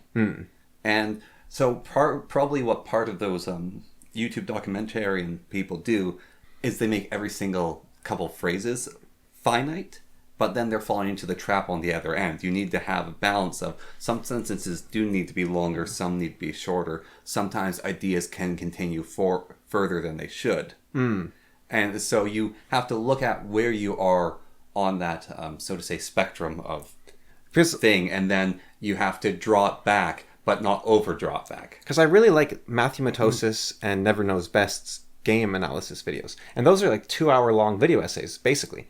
But they do it in a way where it doesn't feel that same drawn out a bunch of nonsense information. Yeah. So yeah, there is a correct way to do it, obviously. And it really just takes practice and skill and recognition. I was going to add a while back when I mentioned your channel, and because you had made that video that got that hate that you were talking about. Yeah. And then you'd asked me had I seen it, and I said no. And the reason I haven't seen it, and I still haven't seen it, is because I don't like watching videos of people I know. It's not because I think they'll be bad. Like, I think I've seen some of your videos and I think they're really funny and really good. It's because it feels really awkward for some reason. I don't know if you ever get that, if you've ever watched something with someone you know, but it makes me like, I can't do it. It makes me like... No, I don't get that. Even people watch, like people I know watching and reading my stuff as well sometimes, I'm like, ugh, I don't know. Yeah, I don't get that at all. I'm too narcissistic for that. Like when I was on That Darn Kitty show and you like went in the chat, I was like, ugh, like... Yeah. Be careful what I say now.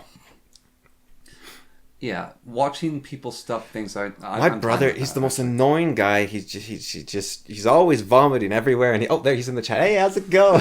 Hey, okay, well, I'm done now. See ya, I'm done this shit. Yeah. Yeah, I don't know. I find it really difficult. Like when I was watching you live stream, was that a bit? Remember when you were doing that back in the day? Yeah, no, like you died every time I watched you. I was just dying all the time. But yeah. No, I had no problem with that. Yeah, yeah. And I like people that I know watching my stuff, and I like watching what people have made. Of people I know, I find that more interesting all the time. It depends to a certain level. Like I actually know if like it's someone that I just happen to know from like a Discord or whatever, just like tertiarily know. Yeah, it better be good, or I can't care less. Right. Well, and that's actually a part of it. Is it better be good? Like even if someone's showing me something that they made, it's like it better be good. Well, if it's like their, school project where they did this big thing, then I'm a bit more, okay, that's kind of neat to see. But if it's like being a subscriber to them and like I don't know, makes me feel awkward for some reason. I don't know what it is, but it doesn't matter if I know what it is because regarding diagnosis, you're always correct about yourself.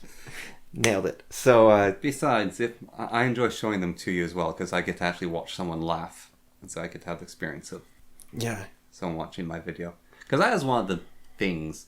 Like a comedian and stage performers, you at least get to see the crowd.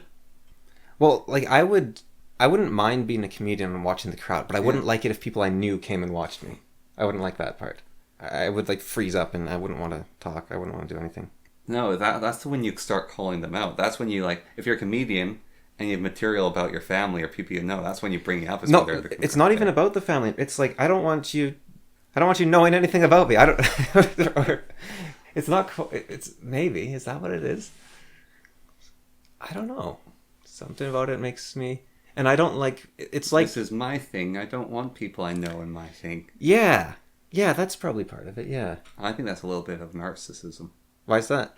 It's the same thing of this video game first before is cool. But why is having a private space narcissistic? Like I see it as like a private. Like this is my.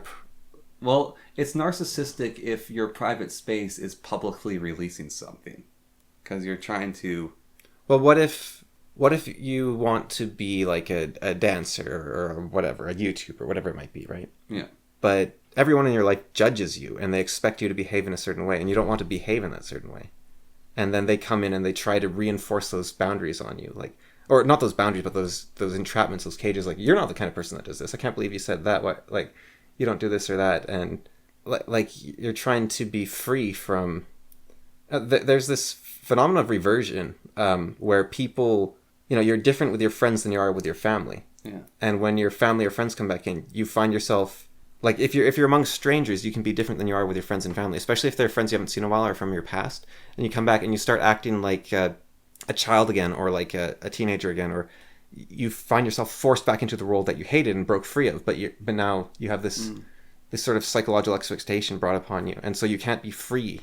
Maybe it's not narcissism, but then still a lack of authenticity and confidence. What if no, because you are being authentic in your videos and whatnot. It's when the people watch it that you become afraid to be authentic. Yeah. Well, so what you're saying, I used to like certain jokes or stuff, like making crass jokes, making rude comments that I don't really make in my everyday life. And so part of me is afraid of like showing that, or was afraid. But people you usually laugh at, mom and her dad can find it funny. And even if they didn't, it's like, I'm not going to stop doing that. It just means that my video isn't for them, and then I will stop showing it to them. But I'm going to have the video be as. But what if they were watching all those videos? So what? Okay, so when you were down for school, right? Yeah. You're living on your own. You're your own person. You do whatever you want. You've got this control over your own destiny, and you can be reinvented in a sense because nobody knows how you are or what you do, right? Yeah. And maybe you find yourself being able to stretch a little and stand tall and do what you want, and you can solve problems in your own way. And then you come back and it's like, oh, okay, now I'm in the same town as my parents or my friends or my family, and now I go to this person for the advice, or I go to this person and I do what this person says, and this person tells me to do that, and this person tells me to do that. Because everyone that knows you has an opinion about how you should be living your life. It might be that sort of feeling has been overwhelmed by a different desire of mine, which is I have an overwhelming desire of I think it's Adrian von Ziegler. It might be Vindsvept, but went out to that place where his ancestors probably looked out, like his grandfather is probably on that vista, and he looked at the same land that he did. Yeah. And it's like his family has been there, or in the UK, in Cheddar Gorge, they took Cheddarman, who's this like ancient human, and they traced his DNA to a guy who like lives 12 kilometers away from Cheddar Gorge. And so it's like a direct family line. And I have a desire to be of the place that I'm from. Okay, maybe I'm not... Well, no, so what I think you did, but basically that freedom to reinvent yourself, but I see that as less important or not needed. And sure, you go back to the old patterns, or it's like, no, I don't want to do that pattern. So you work on breaking that. And it's easier to break those patterns when you're free of the things that generate them. It's a lot easier, but you can also break free of that pattern in a more difficult situation. Okay, so here's an example maybe. I wanted to show you something I had done with my game design video, which I thought was pretty cool. And you didn't. I think there's a miscommunication, or you were so horrified by my setup you weren't paying attention or something. But you instead gave me you basically said your setup's wrong and your mic needs to be like this and you're doing and like it wasn't room for me. It was very useful advice, but it wasn't room for me to fail on my own and make my own mistakes and my own steps, right? It was like this sort of, here is the people around you telling you how to be, because You're allowed to ignore that. yeah, what is it? It's I'm trying to get like the okay, so let's say I see you drive up, right, in your car, and I'm like, oh, and you're like, oh man, I got to tell you something. I like, check out this cool paint job I just got on my car, right? Yeah. And I'm like, your muffler's shot or something. And then it's like, but I'm here to show you my cool paint job. But the family and friends, they're out there to look out for you, or look out for you in quotation marks maybe, which means that they're just telling you what to do instead of, because okay, here, Then say, in that case with the paint job, it's like, all right, yeah, but look at my paint job. Like, this is what I'm showing you. Look at my paint job. like the people, okay, how about this? The people that come to your channel that aren't your friends and family are there to see, yeah, I think this is it, are there to see what you have created. The people who are your friends and family are there to see you. And I want to share what I've created, not myself. Okay. Does that, yeah. But I mean, there's a reason that like 50% of people move a long ways away from their hometown, right? Yeah. Like there's a, like I think like you were talking about you build your roots and you have that that connection to your ancestors. And I think that most people want that. I think that most people want that. But there's still a reason 50% of people move far away from their home. And it's not because they don't feel connected to their ancestors. It's because they need to, and it's not because they don't want to disrespect their ancestors or they don't want to live up to the ideal of their ancestors. You know, the famous Theoden line of, I can go to the hall of my ancestors and not be ashamed in their presence, right? Like everyone wants that, I think. But that doesn't mean you should be a slave to your friends and family. No, and so it comes to setting boundaries on that. But I think there's two ways to set boundaries. One is to build a wall, or one's to move the wall far away. But I think, because else when you come back to that hometown to visit again, or when your parents come to your place to see you, then the whole things will start over again, and the distance no longer matters to that point. And so while they're there, you're trapped back into the situation you tried to get away from by traveling far away. yeah, and that's why people always get stressed out when their parents come to visit. Mm-hmm. But it doesn't mean that, that way it's only for 2 days instead of every day of your life. Yeah. Because I think a lot of times people push against boundaries no matter how much you try to establish them, or there's always another thing. There's always another loophole. There's always another, right? Like there's always, I mean, I could just be describing an unhealthiness here. And not even a fair view necessarily, right? It could be a... Yeah. I honestly do think that there's a lot of unhealthiness in general. I think part of the unhealthiness comes from the moving far away. I don't know. I don't think you can stop abuse by saying please. Right. It's no, it's not that. It's not the stopping abuse by saying please. It's this is dark. So I moved away to stop the behavior, to get away from the behaviors of the people I wanted to get away from. But let's use parents, for example. So I moved away from my parents to get away from the behavior they had. And I have my own kids.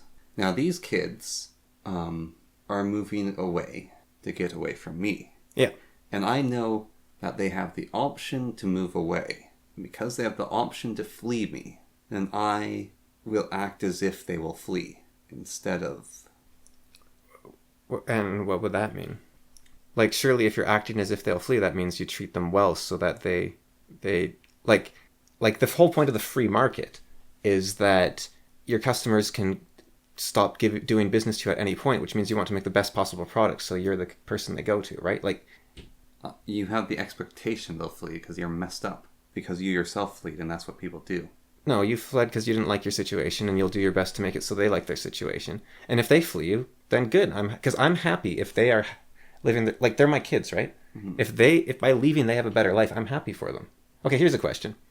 Let's say a portal opens beside us right now. Yeah. And Ash Ketchum steps out. I'm trying to think of a good fantasy world. Okay. And he's like, "Yo, Cameron, I need you to save the world and have a great time with me." And I'm like, "Cool, dude." And he's like, "Yeah, but here's the you're never coming back, right? This is a one-way portal." I'm like, "Yeah. But I need you to save the world." And I'm like, "Okay, the world's got to be saved." So I go with Ash Ketchum. And phew, I'm gone. I say, well, I wouldn't say see you around, I guess.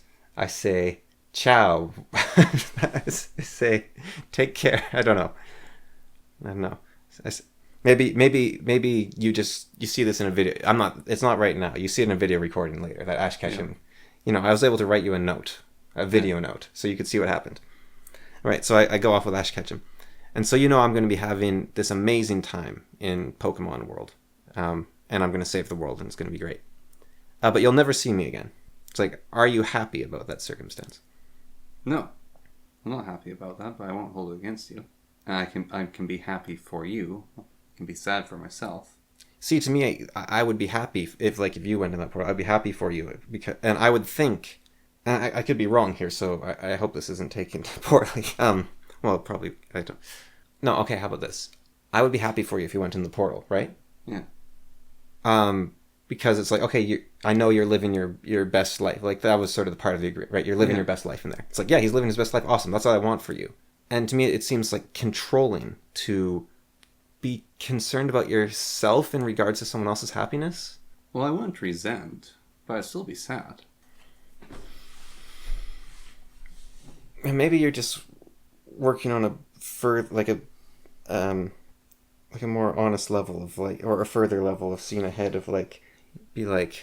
Well, it's if someone dies and they go to heaven, right? Yeah. Let's hypothetical heaven's real. Yeah. Someone dies, they go to heaven. Don't resent them for going to heaven. They're still sad they're dead. I don't think I would be sad they're dead if they went to heaven. Like, they're off not living their best life. Well, maybe. Because it's like, yeah, they got their eternal reward. Heaven's actually a bad example. Well, no, I think heaven's kind of what I'm going for here. Yeah.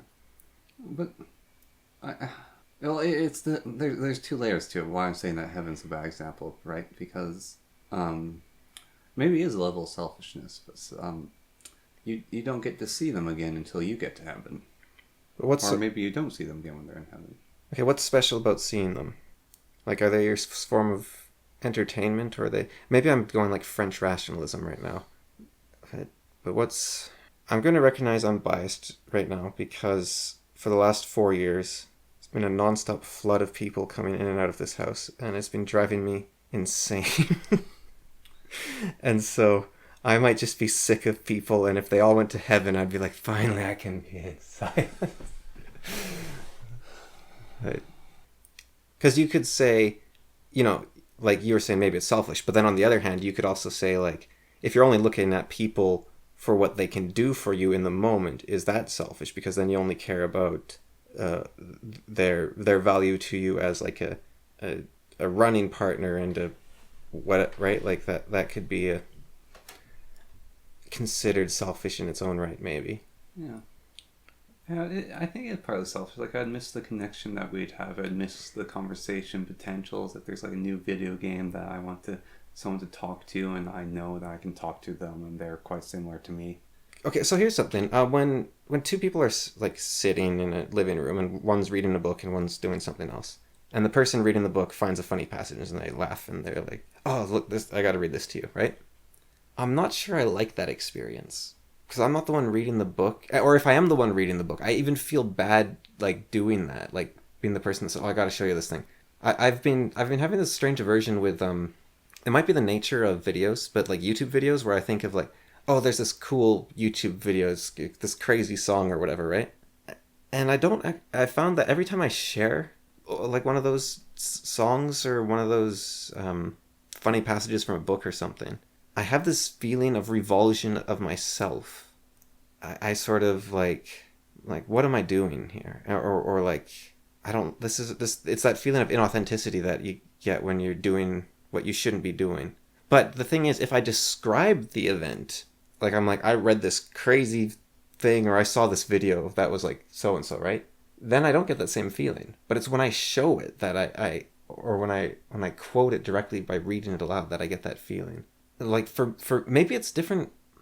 Like for me, if I go on a hike with someone or play a video game with someone or something like that, I'm like, yeah, this is a great time. We're doing this stuff together, right? To a podcast with someone, it's like, yeah, I love this. But if we're just sitting in a room, it's like, and then we interact in these fits and starts, it's like negative. See, I like both. Okay, here, this gets... because I might have at one point said I liked both. But what I found, and this could just be me, of course, right? Or maybe this could be me swinging in the other direction too far. But what I found was spending time with a person is not actually something I enjoy in of itself. What I enjoy is the screaming stops that is telling me you need to spend time with that person or you are a bad person or you will be punished or you are evil or you are cruel or you are mean. And so it's like an addiction where I can stop the screaming for a little bit if I... Like, let's say I don't see you for 2 months. I start feeling insanely guilty. And I'm like, okay, I just got to see Connor just for a day or something, just so that the screaming stops. And so I stop feeling so guilty. But I try to not listen to that voice. I push it back as hard as I can. But it gets, like, really painful. Like, I'll lose days or, like, even weeks to it, just sort of fighting against the desire to cave in to trying to stop the guilt and the shame. And so, like, I haven't seen any of my friends since January, right? I just haven't been able to. I've been sick. And I feel like, okay, now I feel up for it. So I've got to go see them right now because they want to see me and there's this loneliness. And so when someone says something like, I wouldn't be happy if you went off to the Pokemon place, to me that's that same, like, I have this screaming in me to avoid the not just, it's not loneliness, right? It's not quite loneliness. I think loneliness is something that's bad, right? Like, it's a horrible feeling. I haven't experienced it in a long time, actually, but maybe that's, again, because of... but it's not loneliness. It's this screaming thing of, like, you need to see the people so you stop feeling the guilt feeling. And so it's like, oh, I've got to see my friend because he's going to be super upset at me because he hasn't seen me since January and I'm not seeing him. And when you're saying I'd be sad, it's like, oh, you'd be upset at me for going with Ash instead of staying with you. So I shouldn't have gone with Ash. And so but the thing is, I don't want to see my friend right now, even though I'm healthy to do it. It's like, just because I'm, like, to me, every time I'm healthy and it's nice weather, my day is no longer mine because now I have to go see a friend because it's nice weather and I'm healthy. So I'd be wasting it if I don't go see them. Yeah, what you described sounds very unhealthy. Yeah, well, mindset. Well, I think what happened, right? It sounds like mindset driven by guilt and false perceptions of responsibility or responsibility that was hoisted on you unfairly. Like, but okay, let's say I said to you right now, I don't want to see you for 4 months. Yeah. I think that would hurt you, right? Like you said, it would hurt me if I went off with Ash. So I think that would hurt you, right? Like, that seems fair to say. I mean, the reason for why I don't want to see you for 4 months would matter, of course. But... yeah, it hurt me, but... And so if I said, like, okay, that would hurt, but then... sorry, you were going to say something? Well, it hurt me. I'd feel sad, but... yeah, and you feeling sad means that I'm doing something wrong. That's sort of how my mind works anyways. But of course, that's not always true. Yeah, I mean... it's like... maybe the reason, like, well, I was even thinking this, is, do I need to not see you for a year so you can get over the thought of having to see me, like, so you can just accept it as a reality that will happen, like some sort of... like when I was talking about with my friend and whatnot? yeah, therapy thing of like, oh, I need to see them, then you like start feeling this guilt that I haven't seen them for this while, and... well, the thing is, I think if you made the choice, then it frees me, right? Yeah. Because then it's not my fault, and so it doesn't actually make me stronger, right? Like, I have to be the one that says, you need to go away for a year, right? Yeah. in that circumstance. I don't actually know if I don't think that's the right solution, personally. Well, no, I think the solution is to only see people when I want to see them. Yeah. I think that's the obvious solution, and Yes. that's what I try to do. But it hurts. It hurts me like crazy. But that's what I try to do. But the fact that you say you'd be upset, to me, that's like you're saying to me, you're breaking free from my control, and you shouldn't do that. Like if you're saying, oh, you'd make me sad, so I can't go with Ash, or I don't want to see you for 4 months. Well, that'd make me upset, so therefore I'm not allowed to ask that. Like, let's say I desperately need to not see you for 4 months, right? Yeah. But you say that'd make you upset, so therefore I can't ask for it because I can't make you upset. Yeah, see... And I don't know why I care about making you upset. Like, I mean, okay, that sounds psychopathic, right? But it's like... I mean, this is going to be equally psychopathic. I don't care about you in that sense. Or I don't care about your feelings. They mean nothing to me. I couldn't care less. I couldn't give a damn. Like, I couldn't give a rat's ass. Like full Ayn Randian. About what part of that? About the part where I need you to go away for 4 months, or about the part where I'm worried that you'd be upset, or about like what part of that is the You're like, I don't care that you want to not see me for 4 months. I'm going to see you anyways. Like because that part would... No. That's not psychopath. That's communism. What I'm getting at is quite opposite of communism. You're going to go with Ash Ketchum. Yeah. And I'm going to be sad that I don't get to see you again. Yeah. And so you feel bad about me feeling sad. Yeah. I couldn't care less about you feeling bad. That you feel sad. The sadness is your own. Yes. You are not using it to control me. Don't take it from me. It's mine. So basically, when you feel sad, you're saying that sadness isn't to control the others around you. Yeah, it is for me and me alone. Don't you dare take it from me. That's a good attitude. That's a good attitude. Can I... Yes, you can use it. Oh, I'd love to be able to. Can I question it? Yeah. Stop me if this goes too far, okay? Yeah. Because I am actually worried about it going too far. Let's see. There's never anywhere to go from there, is there? It's like, oh, never mind. No, now you have to stay. It's like, No, you can go, no, never mind. I'm not called... Okay, I'm going for it. All right? When I was... Well, let's see. What were our ages? I'm not using this as... Well, it stands out to me, I guess. Okay, you have... I think with the full acknowledgement that you are a different person, I'm a different person. Yeah. When I was, I don't know, 8 or so, and you were... No, I must have been like 10, and you were about 6. I went over to my friend's house over there. Yeah. And we were playing in the basement, having a good old time. And my friend said, there's someone standing in the field staring at the house. I looked at the field, it was you. And you were very upset that I wasn't playing with you.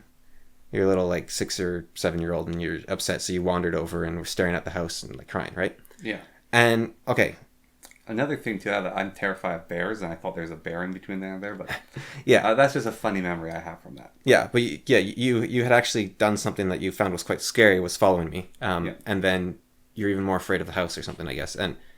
But also like heading back. Yeah, but also you knew that you weren't supposed to be there, and so there was that mix of things there. Okay, so obviously 6-year-olds don't have the emotional maturity of 24-year-olds most of the time.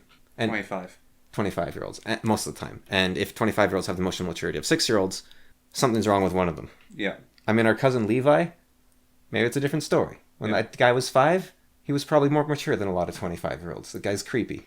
Most people aren't like him. Yeah. Okay, so with your flawless memory, which I've now bestowed upon you, when you were 6 years old, you were upset, obviously, and you were scared, and you were... Was you crying for yourself? Or no, was that sadness your own, and you didn't care that I noticed that you were sad? Oh, no, I was totally trying to manipulate you. Okay. So that is something that can happen. Oh, yeah. But it's like, you're saying, now you'd be like... And even if... That's childish behavior. If adults do that, that's disgusting and wrong. And even if... Because everyone slips up, right? So even if now you have that moment of like, I'm trying to manipulate him, the next morning, you're like, I hope he acts as if I wasn't trying to manipulate him, because I'm disgusted by what I did yesterday, and I wouldn't have done it if I had been in proper control. And, you just, sometimes you're tired, sometimes you're not the person you want to be, something, whatever. Yeah, exactly. Yeah. Sometimes a fey mood takes you or you act childish. And it would actually be helpful to you. Yeah. I'm putting words in your mouth, but it would be helpful to you if I treated you as if you didn't care about my Oh, yeah, totally. So I say, go away for 4 months, and you break down into full manipulative tears, but your true self, who's kind of getting smothered by the emotional side that's taken over. Yeah. Or not the emotional. I don't want to besmirch emotions. The demonic aspect that all humans have has taken you over, and it's trying to manipulate me with the tears. But the true self at the core is saying, I hope he doesn't fall for it. I hope he can see through the devil that has possessed me and see the true me that is like, yeah, I'm sad, but like, do it. Say it anyways. Do what you... I want you to do what you need to do. Go with Ash Ketchum. Yeah. Be free. Get a Pikachu. Exactly. Smash all the Eevees. They're the reason everything's going wrong. What Eevees? The Eevees that get new Pokemon moves, or the Eevee Pokemon? The little fox critters. I might have to disagree with that. What are your thoughts on Sylveon, the fairy Eevee evolution? I don't like it. It has a bow. Yeah, I don't like Where'd the bow come from? It's like a... Is it like a flesh? Yeah, I don't like them. Like, I think about that. I don't like them. It's the only one of the evolutions I don't like. I even like the ice and leaf one. Yeah. Well, the leaf one has like a bowl cut, which is kind of weird. But I've The ice one has a bowl cut. The leaf one doesn't. I had an idea for a quick half-hour video. It's taken me about 8 hours so far. This is of recording, not of editing or anything. I was like, I'm going to go through a list of every single Pokemon, and I'm going to cross out the ones I don't like until there's only 200 left. I've been at this for like 8 hours because it's so hard to choose. Like, I'm down to the last like 210. Yeah. And I'm just like, okay, do I get rid of a Pidgeotto or a Psyduck? I don't know which one I want to keep. It's so hard. And there's 1,025 Pokemon. And you're like, okay, that's a lot. No, you're wrong. There's not 1,025 Pokemon. Because there's like 200 Pokemon that have like Galarian forms and Alolan forms. Those aren't counted in the 1,200. And then there's Pokemon, like there's a deer. It has a form for each season. There's a bird that has like 7 dance forms. Spinda. You know it's got the swirly eyes and little dots on its body? Yeah. Those dots are an arrangement. And do you know how many possible Spinda forms there are? There's 9 billion of them. And then there's Gigantamax. There's There's the other one, Mega Evolution. Yeah. There's Gigantamax, there's Mega Evolutions, there's Z moves. There's a Pokemon called Finnan. It's like a dolphin. Mm. And if you trade it to someone... No. If you play multiplayer in the newest Pokemon game with your Finnan out, it evolves. And it evolves into a Fin. It looks like the exact same, except it has a heart on its chest. You're like, okay, sure, whatever. If you call back... but it changes its name to Frenin or something like that. If you retreat it from battle, it activates its special ability called Zero to Hero. And it turns into a superhero dolphin in your backpack. And then you can send it back out as like a double strength Fin. And there's there's this thing called Infernape. You know Primeape and Mankey? Yeah. If a Primeape uses Rage Punch 6 times in a row, it evolves into an Infernape now. If Dusclops if Farfetch gets 3 critical hits in a row, he turns into Sir Farfetch. Like Pokemon I think Pokemon's the deepest game on Earth. Like I think it actually has more stuff in it than any other game. It is ridiculous. Like you can people complain, oh, the developers are like, I've complained, like the developers are lazy, they don't add every Pokemon back in, they only add 10 moves or something. No wonder they don't. Like I was reading about how there's this Pokemon that's like one of those flat fish at the bottom of the ocean, and the guy that made it, he wanted to make the flattest Pokemon. That was his goal. So this thing, it has fins right on its model. It's like, okay, whatever. That means it is the only Earth type that's part of the Amiibo breeding group, because if it has claws, fins, teeth, those are all tracked, hidden. And that affects the kind of moves it can get and the kind of things that can affect it. And like, if you have a move that this makes a Pokemon with claws not be able to attack you, then every single Pokemon that has claws. So every time they add a new mechanic, they have to go through 1,025 Pokemon and be like, does this one have fins? No. Does this one have fins? Yep, this is... Well, even in their design level, when you look at their artistic design, you have to think about. So, the ice cream Pokemon? Yeah. So... Well, sort of. There's like 6 different ice cream Pokemon. So it looks like food. Yeah. In nature, why do animals look like food? Yeah, well, that's one of the main reasons I cross those things off. Yeah. But there's like 6 ice cream Pokemon. I'm not talking about the ice cream Pokemon that can evolve into 7 different forms. Yeah. I mean, like base form, there's like 6 different ice cream Pokemon for some stupid reason. Yeah. There's a Pokemon that is like a tractor engine. Yeah, there's Trubbish. There's Trubbish. There's Rotom, which Rotom possesses like household appliances. So there's like a lawnmower, a dishwasher, an oven. Well, so Trubbish, here's something to consider. So what's Grimer and Muck do? They absorb pollution. And eat trash. Yeah. So when you have a Pokemon world with Trubbish and Grimer in it, Trubbish has a predator, which is Grimer and Muck. They want to eat Trubbishes. Oh yeah. Weird. There's And so if you're making the game or even making the animation, that's something you have to consider now as a part of the story. Have you seen Sock and Throw? They wear like full G outfits and they look like Muppets. They're just Muppet humans that apparently can stick in a Pokeball. Like I hate them. They're probably my least favorite Pokemon. I hate them. But yeah, I've seen too much. These are actually a video that like I love it when you have that half-hour video that... I don't love it. It's the ironic statement of, I have a quick, easy idea. Oh, God, Yeah. what have I got myself into? But it's like, you see me, like, the first, like, 2 hours, right? Like, I recorded this over many, many days. But you see the first 2 hours, and I'm like, oh, this is cool. I like this. This is fun. And when I'm down to the last 200 Pokemon, I'm like, okay, no, that one won't do. Okay, I'm broken. I'm a broken man. I didn't know. But yeah, okay, so going back to Tears. So I just want to steal your video now. Yeah. Well, I mean, I want to see your own. Yeah, do it. I want to see, like, I want to compare them. I have no idea where I'd post, though, because it wouldn't fit my channel, so I have to Put it on this one, I guess. Yeah. I'd watch your video. Like, I'd be like, I'm curious to see what the different decisions made are. Yeah. You could watch mine, I could watch yours, yeah. See if we end up with the same 200. 200 is really hard. So you have to end up with 200? Yeah, that's what I chose. It's hard. So I have to choose 50 additional Pokemon from across the generations, is what you're saying. Yeah, that was my concern, but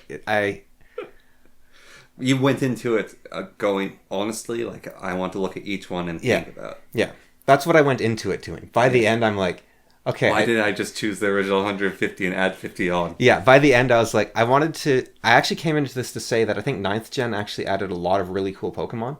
Well, what about And I those was things wrong. that aren't even Pokemon? Those aliens, like Guzzlord and...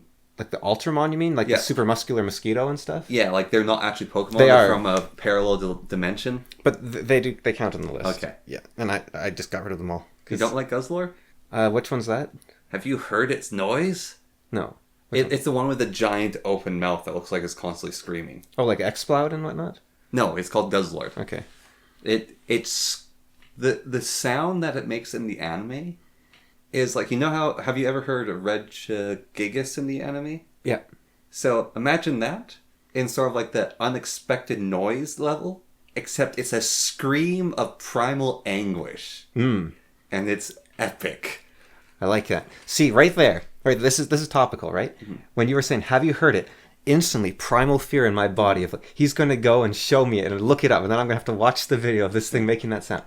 And I don't know why that... I think it might just be that watching YouTube sucks. Like, unless you're watching something you really want to watch, it's like, I don't want to watch... Something that someone's making me watch. Yeah, but you describing it, I'm like, yeah, okay, this primal spirit, I'm into it. And then maybe I go and watch it on my own time. Yeah. And then it's like, okay, yeah, I'm ready. So, yeah, I think that might be... do you ever get that feeling when someone like shows you a YouTube video and you're like, oh... No, the thing I have to do when someone shows me a YouTube video is I have note the conversation tactic of you have to listen to it. Yeah. Instead of trying to think of the thing you want to say next. For me, if someone shows me a YouTube video... You have to watch that video instead of thinking of the video you want to watch next? Or the video I want to show them. I have to watch their video. That's why it's for me. And so what I dread, and I'm working on not doing this, is this is the thing I'm going to show them next. I have to work on fully embracing whatever they're showing me and then engaging with that. I think part of the problem with the YouTube video thing, especially YouTube videos, is that there's always a next one. Yeah. And it's not always like the person that showed you the first, right? Sometimes it's back and forth that doesn't end. And it's like, 2 hours have passed and we didn't do anything. But there's a Yo Javier, that guy that does those like paint, like he does those those rotoscoped animation things. Yeah. But he also did those painful, like, oh yeah, how's John doing? Oh, he's doing good. Yeah. He's got a house of his own. That video, which I showed you.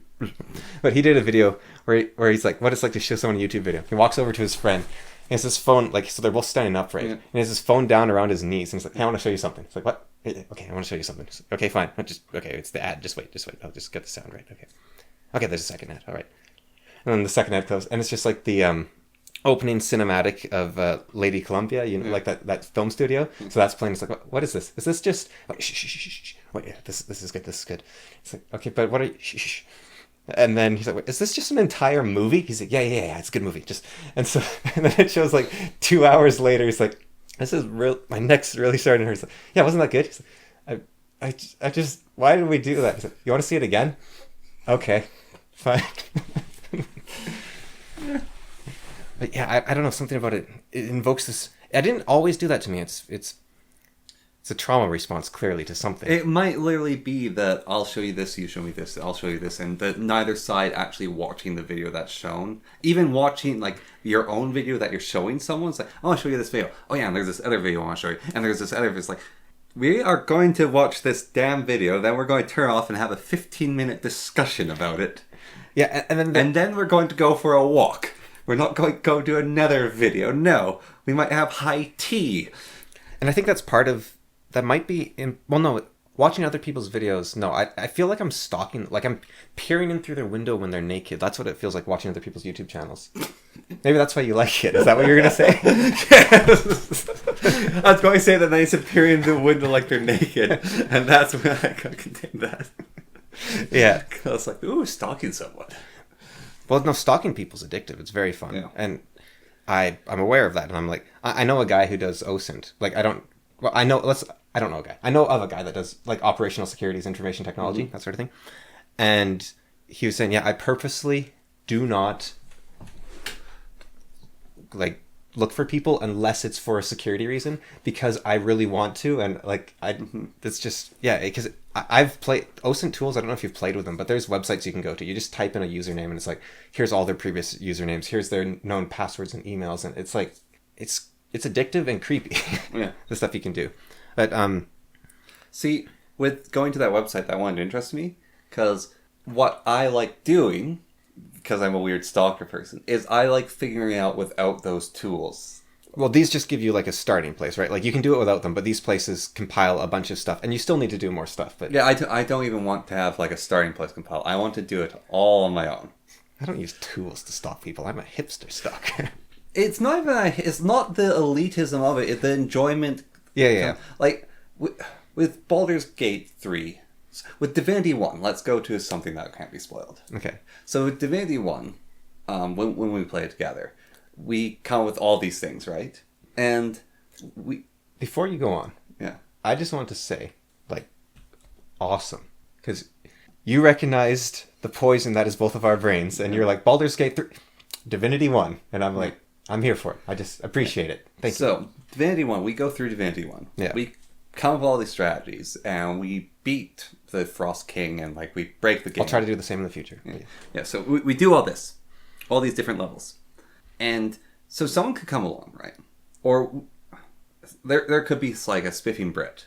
So he looks at Divinity, and he reads through all the abilities, and he figures out the best build. And then someone else comes along, and it's like, I read all the forums that Spiffing Brit wrote, I watched his videos, so I know the optimal way to play. So that person, they play Divinity, and they beat it faster than us, let's say. If that's the goal, if we're both trying to beat the game as fast as possible, Yeah. they beat it before us.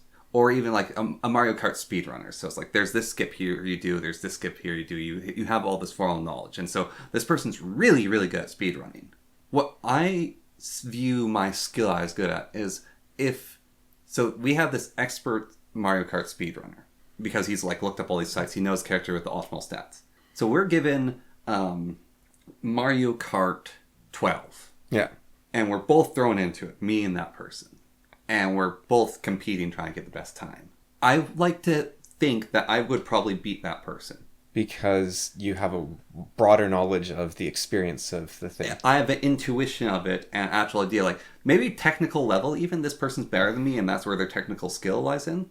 But I start playing the game, it's like, all right, I like the feeling of Luigi. And so I'm going to start playing Luigi, and I like the feeling of this. And after enough iterations, that person would beat me. They would find the optimal thing, or they'd look it up, or it'd come out.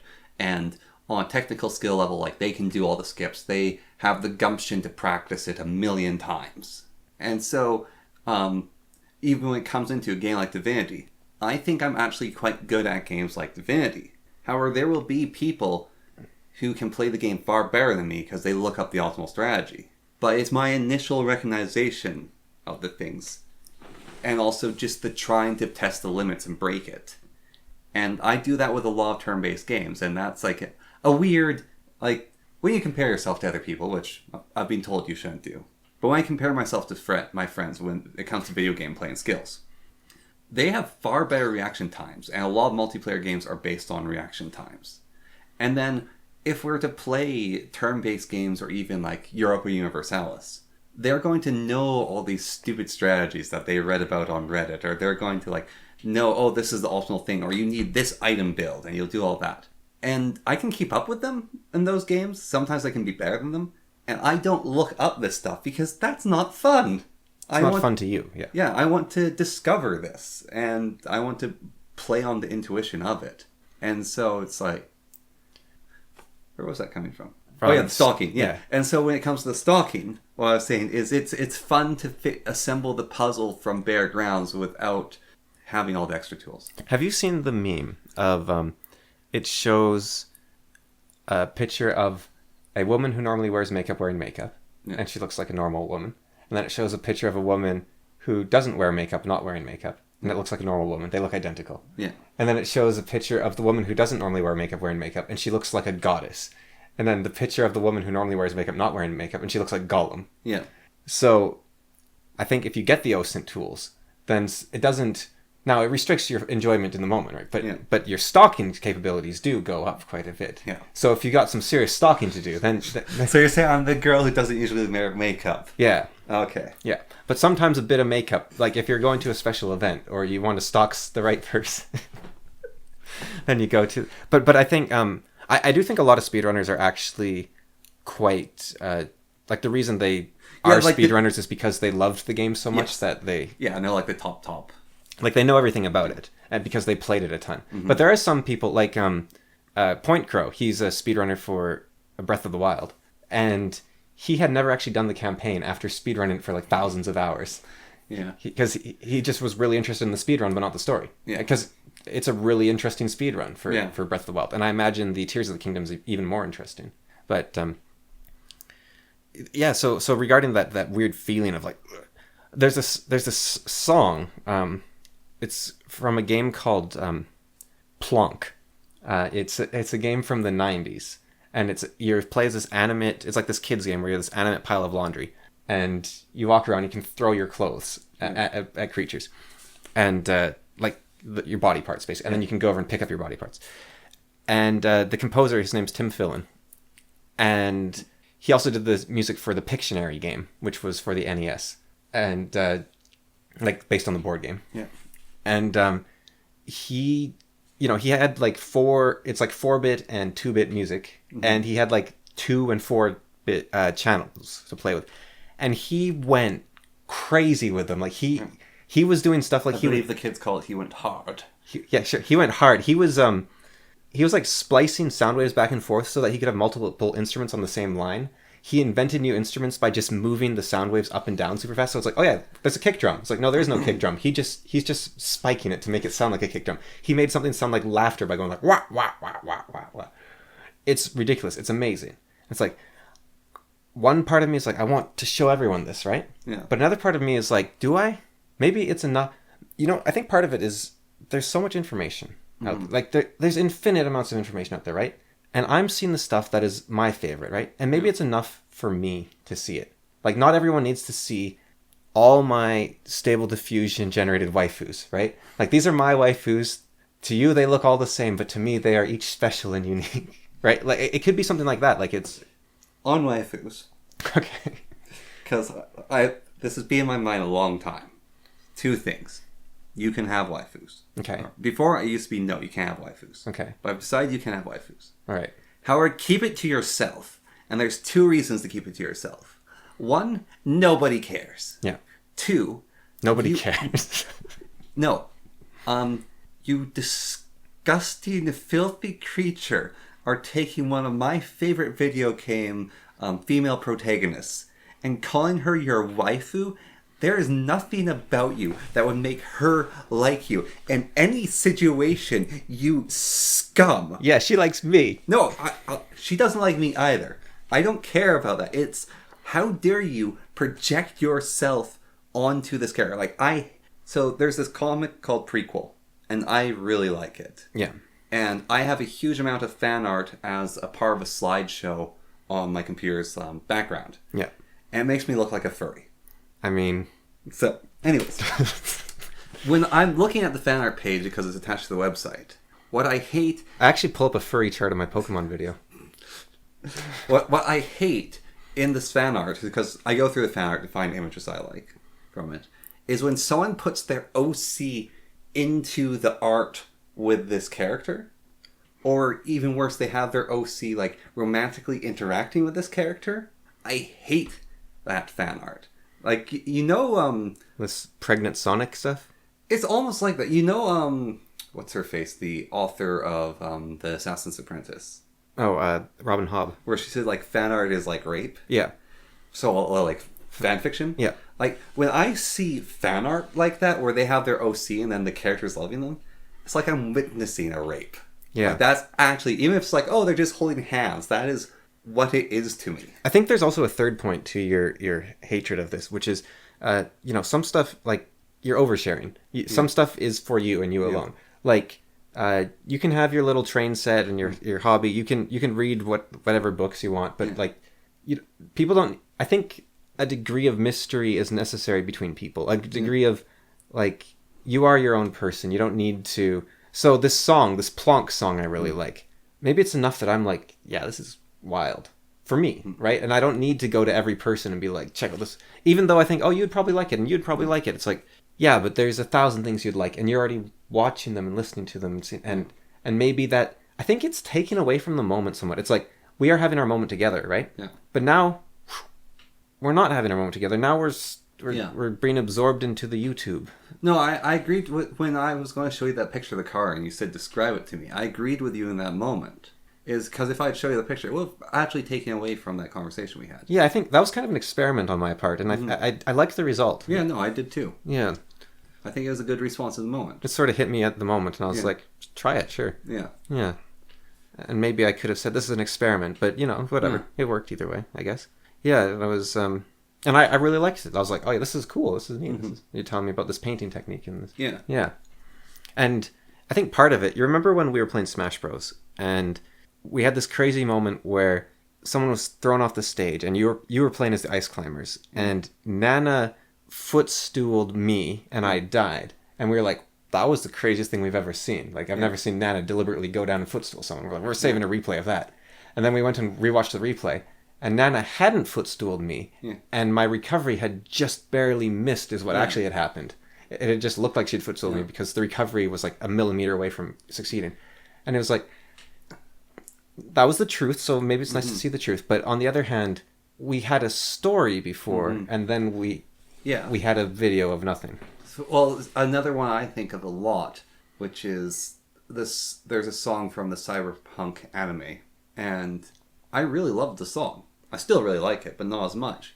And it's because I looked up the lyrics, and I was listening to it wrong. Like, I wasn't understanding. Know how you can sometimes say they're saying a word in a different word? Yeah. It's like half the song I was misinterpreting.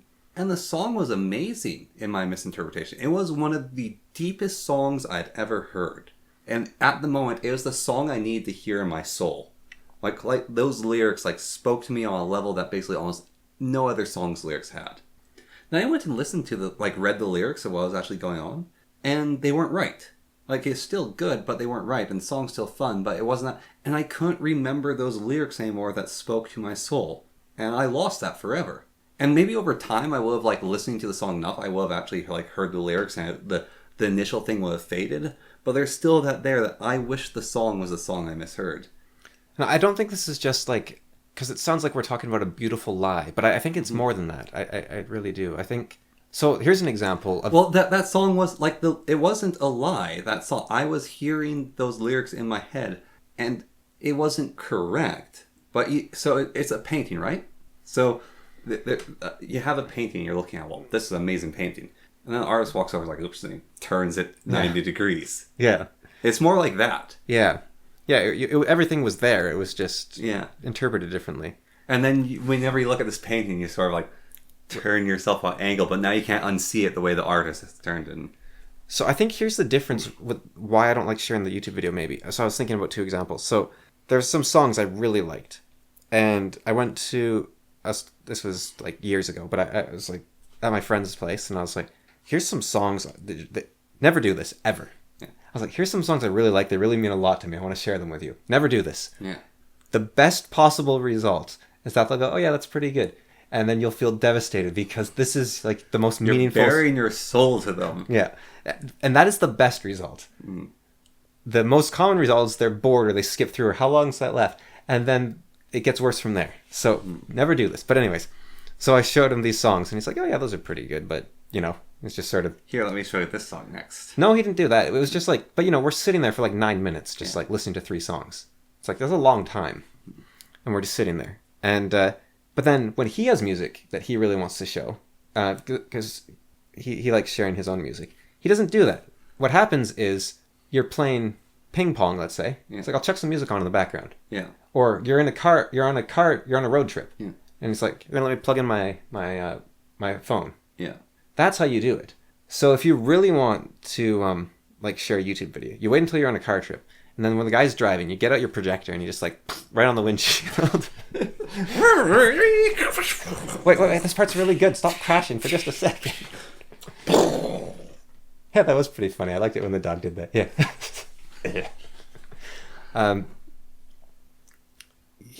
Yeah. Yeah. So yeah, so there's this really poignant part basically we've gotten at to in this episode, right? But you need the context of it from the beginning. So, but like everyone should basically know. I'll sum it up, right? Okay. No, you don't. You have a bunch of furry art on your desktop. No, you don't need to sum it up, right? What I'm getting at is, like this is very important. Like there's some deep things in this, and you need as a whole to understand it. And you really should let people know it. But, you're going to like sit down. I'm going to have like some random art. Maybe it'll be like a bunch of furry art I'll just put up. I don't know. But anyways, you're just going to sit there, like sit on your bed.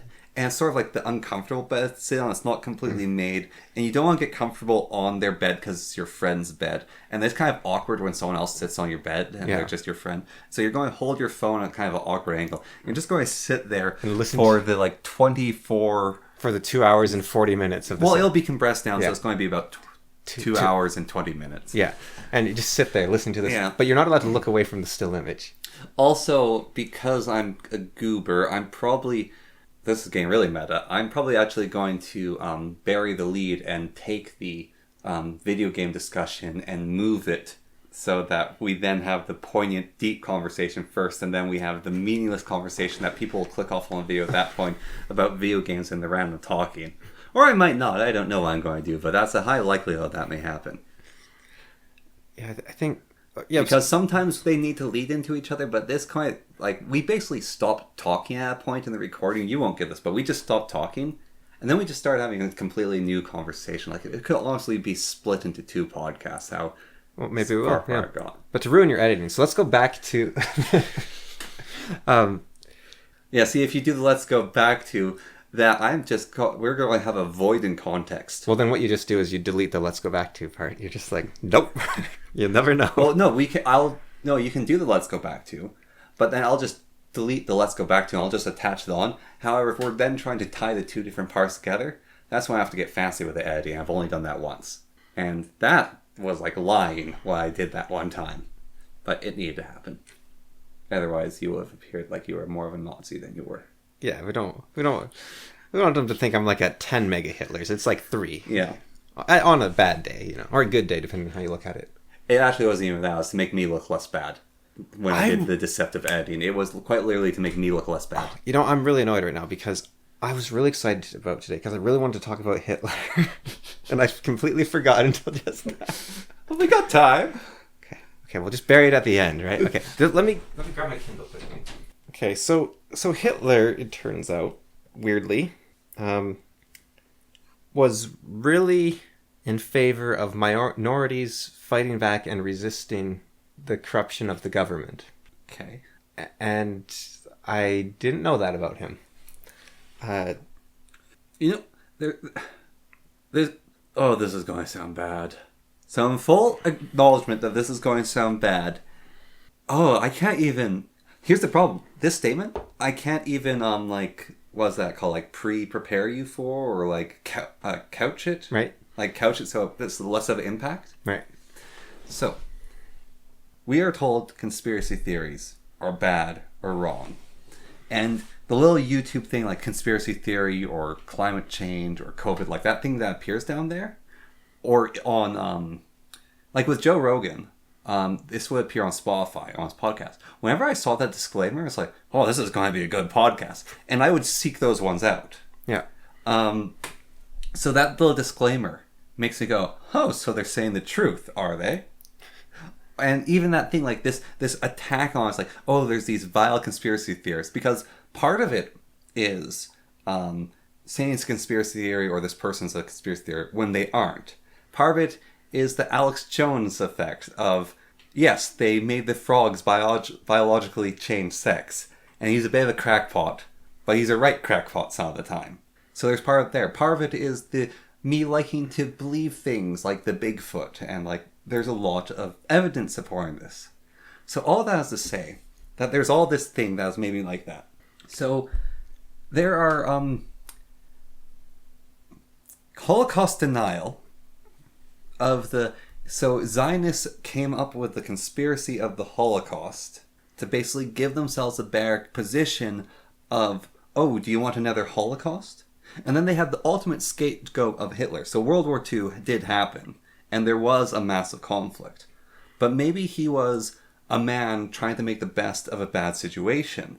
And then other people took advantage of that because they were making the best of a bad situation. And the advantage they took was making the ultimate villain of Hitler. And then you can use the ultimate villain of Hitler and Nazism to beat people over the head of, you don't want to be Hitler, you don't want to be a Nazi. This is the foundation of our mythological ethos of society for the last 80 years, is the fight against Nazism, because it is that. My counter to that, though, is apparently most people, and people who are of this conspiracy theory mindset, when they go into Auschwitz, they say you feel it.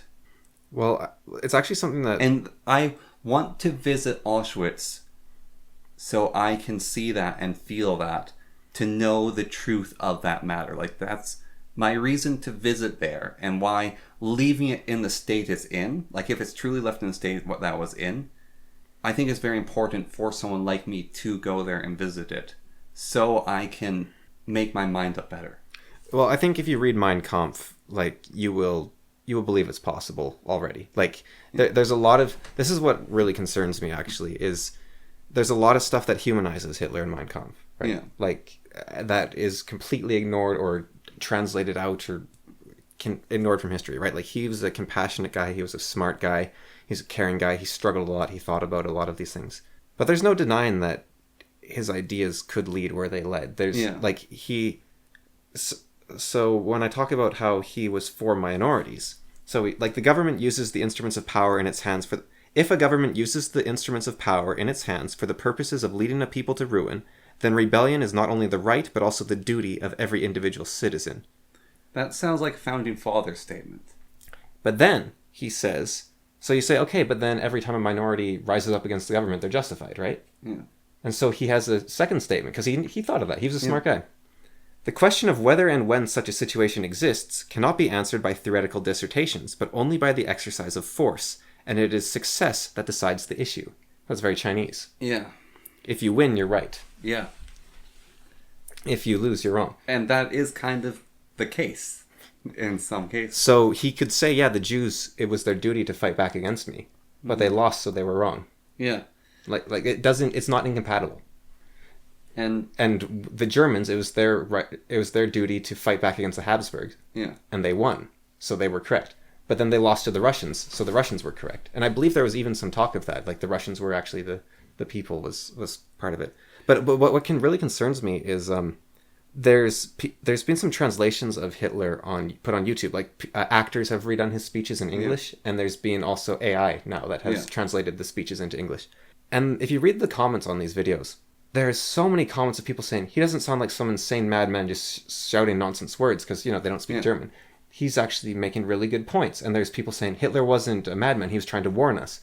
Because Hitler was talking about how communism was going to pervade every institution, every school, and the citizens will be at war with each other if they just keep allowing. Like he was talking about basically the modern day in a lot of ways. He was trying to avoid it. And Hitler also has this long talk about how You were saying it's the Zionist conspiracy. Hitler was a Zionist. He actually wanted Israel to be formed because he wanted a place for all the Jews. It was one of his famous speeches. He says, "We asked Hungary if they would take the Jews, and they said no. We asked England if they'd take our Jews, and they said no. We asked Austria if they'd take our Jews. We asked France if they'd take our Jews, and they all said no. There's no place for the Jews." And yet these people tell us that we need to be the ones that take care of them, but they're unwilling to take care of them themselves. What are we supposed to do? That's one of his speeches. And people, wow, it's super reasonable. But it's like, yeah, well, he kind of came up with a solution, didn't he? Yeah. But, well, some, like his sister, say that he didn't know. Yeah, he didn't know. But Hitler also said, if you're the leader of a country, you're responsible for what the country does. Yeah. Doesn't matter, because if people were doing stuff against your will, then you're a bad leader. Yeah. So even then, he traps himself. Now, he did say he disavows his book, but his book also says you can't make political statements before 30 because then you'll be trapped by them. And then yet he went on to become a leader who...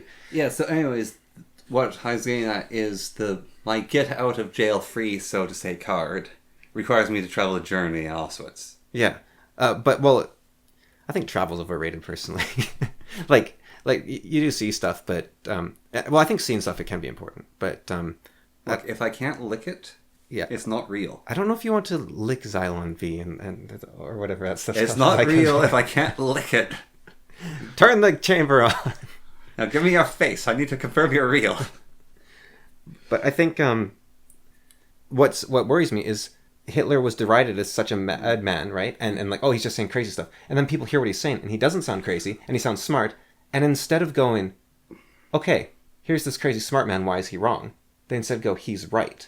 Yeah, well... And that's what all this anti-Hitler propaganda has done, because it's been lying. Well, you draw the parallel to reasonable enough people being maligned, like Sargon of Akkad being maligned, the honey badgers being maligned, these people that got maligned.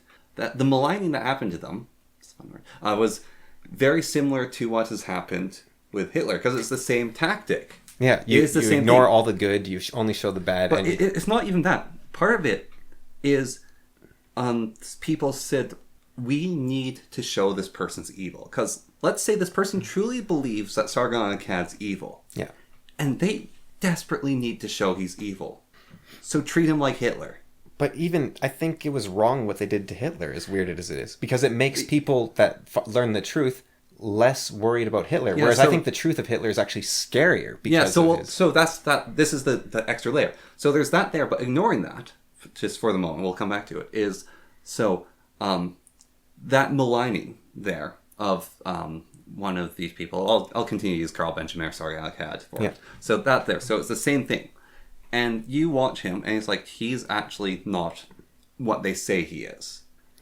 He might be a bad example because he has a really good character. And that's important. He has Miles Yiannopoulos, then. Miles Yiannopoulos. So he's maligned like this. And you're like, oh, but I respect some of Miles Yiannopoulos' opinions. He's got some messed up things in his past, but overall, I just like, this is unfair the way he's treated. And it's very similar to the same thing that they did with Hitler. Then there's Hitler's unfair treatment, where he's the absolute villain, the worst. He's Satan. Yeah. And so then you take that, and it's like, oh, and I've heard all these things about him, and I'm going to partly discard them now. And then you say there's the more dangerous thing of what he actually was, which is reasonable. Yeah, he's a normal dude. Like, he was an amazing dude. He was probably more caring than an average person. Yeah, so... significantly so. I Then your average Redditor justice warrior, he's probably way more. I have this thought of the education system. So I've talked about this before, but our teacher made us read Atlas Shrugged. And his project was brilliant to prove how we read it, which is we had to draw or like synthesize a picture from it. And it's very hard to fake a picture from that series if you're looking at the footnotes. Because what you want to just do is read it, understand it.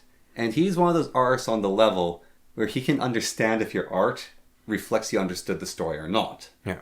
And so it's like, pick a quote from the book. It is honestly a trap he laid for his students. Is pick a quote from the book and then draw a picture representing that quote.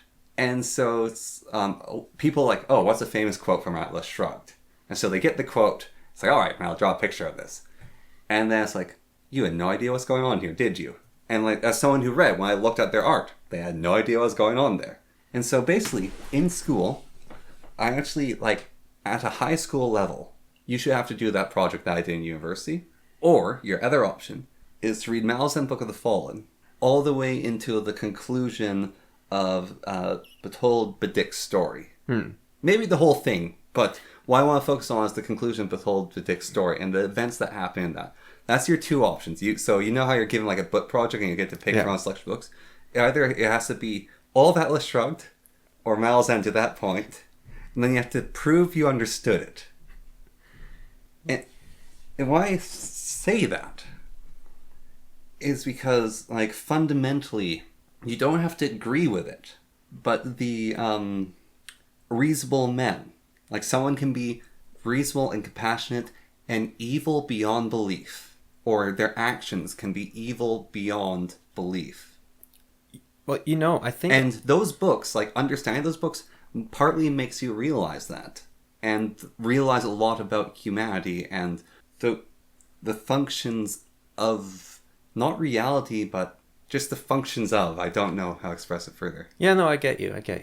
I think with Hitler, actually, though, it's even more... I don't think he's more evil than most people. I think the difference between Hitler and, like, a slightly nasty person, or maybe even a normal person, isn't how evil Hitler was or how cruel. It's he was competent. Yeah. Like, that's basically... Even competence, like... Someone who has a belief, they follow the belief, and they're confident in doing it. Like, you take your average SJW and compare them to Hitler. And I think Hitler might be a better person, but Hitler was competent. Yeah. Which meant every bit of hatred Hitler had, he could do something about. Yeah. And what he did was horrible.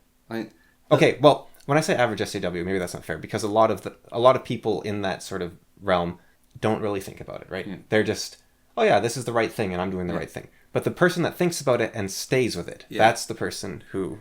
Like the whole scene where they're trying to get people on side with them in the riots. Yeah. And it's like... the person that is only slightly resistant to you is the one you got to be worried about. Yeah. The person that isn't fully on board or fully against you. Yeah. Because if they're fully against you, they can flip on a dime. Yeah. But it's the person that resists and thinks about you. Yeah, I wonder if Memories of Ice was written by... Cameron Iselemont, and because I read that essay by Stephen Erickson as well, where he talks. I reread it recently, where he talks about propaganda and about injecting an unnatural theme into your story, and it's such a good essay. It's like then he wrote "Rejoice, a Knife to the Heart," and it's what happened to you? Was the UK that bad? Did it warp your brain? Yeah, I mean, it could have. Or does he think that climate change and animal preservation is such an obvious one-sided issue that it isn't propaganda, he's just stating what everyone knows. But if everyone knows it, then why aren't they all acting in that manner? I think, honestly, his The God with the Broken Face book or whatever, like I've only read the first one, is a slight rebuttal to then his Rejoice, Knife to the Heart. Like, it's a subtle rebuttal. The God with the Broken Face. It's his book about Carson Orlon's son. The Witness trilogy? Yeah. Yeah. It might be a slight rebuttal. Oh, is it like anti-environmentalism? Or? No, it's... So one of the characters almost seems like a foil of... we are horrible colonists that did all these nasty things. We destroyed this civilization. And I must do everything I can to make up for it. And the people he destroyed don't care about him. They just don't care. It's like, who are you? Well, and he if there's a sequel to Rejoice, a Knife to the Heart, Yeah. and the gray aliens, who are the villains of the first book, turn out to be right, then the first book suddenly becomes a masterpiece. Yeah. But it is written so heavily one-sided in favor of the first group of aliens that it's but that would be amazing if the second book actually shows that those aliens... Rejoice Knife to the Heart could be ideological possession. It reads so much like ideological possession. But I have seen, like, Orson Scott Card. Yeah. He could do that. He could write a book that it seems totally one-sided, and then the next book, like, he would do that. Brandon Sanderson could do that. I think he'd pull it off. Glenn Cook could do it. So when you're saying Orson Scott Card and Brandon Sanderson, I know... They're Mormons. Well, it's not... It's unfair because, like, two of the greatest authors ever. Yeah. But then he's the writer of Malazan Book of the Fallen. And I consider that one of the greatest book series ever written. Like, I consider it one of the greatest works produced for humanity, honestly. It is the Heroes 3 of books. Yeah. Actually, okay, then what's Lord of the Rings of books? Ocarina of Time. Lord of the Rings... So... Ultima 7? Mario. So, Lord of the Rings. I was watching The Drinkers. That's Yeah. not Drinker. I mixed up. I was watching A drunk. Yes, actually. The After Bar, where the show that the Critical Drinker does with Mahler. Okay. And so, in the latest Rings of Power, they reveal that they're going to add the character of Tom Bombadil. And the shots of him, his hat's kind of like grubby, his boots, it's hard to make out they're yellow. He doesn't look cheerful. He's not like this short, squat guy who looks like a giant hobbit. Like, he looks wrong, and the scene looks like he's there with a stranger or whatever. And they were maligning... Put a woman in it and make it gay. They were criticizing like, there's a reason why they didn't put Tom Bombadil into the trilogy. Yeah. They didn't actually give the reason why, though. They didn't give it correctly. And they were saying, like, it's one of the worst written parts of Lord of the Rings. And, like, it's so boring and it made so many people stop reading it. And they were misquoting and saying a bunch of stuff about it. It's like, it's just this completely random part that you could do it without. I actually view, you know that brain disease of objective rationalism I was talking about earlier? I actually view Mahler as, like, the prime example of having that. So, a lot of people word this quite well. And they're talking about the importance of Tom Bombadil, and I recently listened through it again in the first book. So Mahler has a lot of good stuff going for him, but yeah. And I kind of hate breaking down stories narratively to say this is the purpose of it, especially Lord of the Rings. I'm going to do that anyways. So, the hobbits are running from terror. They're running from an unknown terror. They're running from the Nazgul. And they're trying to figure out the best way to escape them. So they figure, we'll go into the Old Forest. And this is a known evil, the Old Forest, but it's unknown. It's a known unknown, unlike the Nazgul, which are unknown. So they go into the Dark Forest, or the Old Forest, and they try to travel through it, and like Fredegar is terrified of the forest, and he's saying, you'd be better dealing with the Black Riders than going into the Old Forest. Anyways, they go into the Old Forest, and they encounter Old Man Willow, and it is this... entity in the world is not the enemy. It is not the enemy. It is not Sauron. But it is evil nevertheless, and it tries to kill them. And the world itself is trying to kill them. There is evil in this world. And then Tom Bombadil shows up. And he defeats Old Man Willow. And he takes care of them, and he introduces them to his lady. And she's this powerful, beautiful woman who's like an elf but more human than an elf. And Tom Bombadil is like a wizard but more human than a wizard. And they're strange. And it's like, what's going on? And so that's the kind of part where it's like, what's going on? What's all this weirdness? Who are these characters? And it's like, there are unknowns in this world that run deeper than you think. And there is bad and there is good. And they exist near each other sometimes. And they're mystery, yeah. Yeah, it's a mystery. What is this? And then they leave. Tom Bombadil escorts them out of the forest, and he says, don't go into the Barrow Downs. They go into the Barrow Downs, and he saves them again. And so it's like, this guy can do anything. He's amazing. He's this powerful entity. He's so jovial. What's going on? This is weird. And it's like, okay. And then they proceed through, and they get to the Castle of Riverdale. And the story is very different as they go there. And there's danger in the world, but it's now the enemy that's chasing them, and they have to deal with learning to trust Strider, and they see the lightning fight that Gandalf has with the Nazgul. And they're in the Council of Elrond. And they suggest, why not give the ring to Tom Bombadil? And it is already shown that the ring has no power over him, and he gets no power from the ring. And this ring is meaningless to Tom Bombadil. So he would lose it probably. And even if he didn't, he would eventually get overwhelmed by Sauron, even as the last bastion of good in a world of evil. That last bastion of good would be Tom Bombadil's garden in the center of the old forest, which is already evil. And so it's like, alright, yeah, that's kind of weird. The Watcher in the Water is this nameless evil that the dwarves were terrified of. It exists in the world. It is there. It is a part of the story. There is evils we do not comprehend. The Balrog is a primordial evil. The things that gnaw at the bottom of the earth that drove the Balrog, this own entity, crazy, and it ran away. And same with Gandalf. They both fled from whatever that was. Then you encounter Shelob. What on earth is Shelob? The Men of the Woses. The Men of the Woses. The glittering cave underneath Helm's Deep. Helm's Deep. Minas Tirith having the tree in it. There's these unexplained mysteries of it. There's these unexplained mysteries. Some are explained, but it's the world. It is. It's the primordial world that still peeks through. Because Tolkien wasn't just writing a story. And the reason... Tolkien made a world and then had people live through it. And we got to watch that.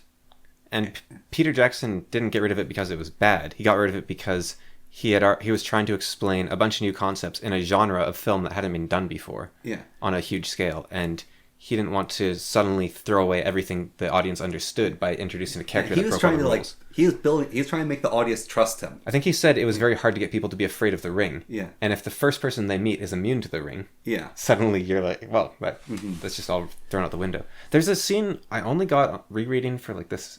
Have I read it 2 or 3 times? I don't remember. But my last reread, I only picked it up with Tom Bombadil. They're asleep in his house. I don't know if you remember this. And there's nameless things clawing at the windows while they sleep. Like, he's not exactly a good, safe... No, there's something going on. He told them don't go outside. One of my interpretations of that is the thing that was, like, attacking at night was the River Woman's daughter. Like, it's her, potentially. She is an evil, or not even evil, but this force of chaos. Yeah. And at nighttime, she's dangerous. It's not evil. It's like a bear. It's hungry. It just wants you. Yeah, and Tom's... Like, Man Willow's evil, probably, but he's got a rotten heart. And he spreads that rottenness throughout the forest, and he bends them to his will. I wouldn't even say Tom's exactly good. He's kind of like the Earl King or something. Like, he's this neutral force that does as he wills. And because what does he say? Like, I am called Master and Nameless or something? Well, right? Like there's this great line. If you look too much into it, like, people get mad at him who are too Christian, because they say he's too much of a coward not to call Tom Jesus. Because there's this great line which is, so Frodo asks Marigold, who is Tom Bombadil? And her answer is brilliant. He is. And if you want a mysterious character that's unexplained, that's an amazing answer. It's like the Doctor Who is like, who are you? I'm the Doctor. Yeah. And it's like and then it's Doctor Who. And he just leaves it blank. Well, it's like the first words of God, right? I am. Yeah. Or there's actually lines in the Bible that are very similar to that, like the I am, like who is he? And he is master. And it's like, what? So does he control the whole forest? Like, no, that'd be far too much of a burden for him. Tom doesn't want to have the burden of controlling everything. That leads to, like, basically autocracy. Yeah.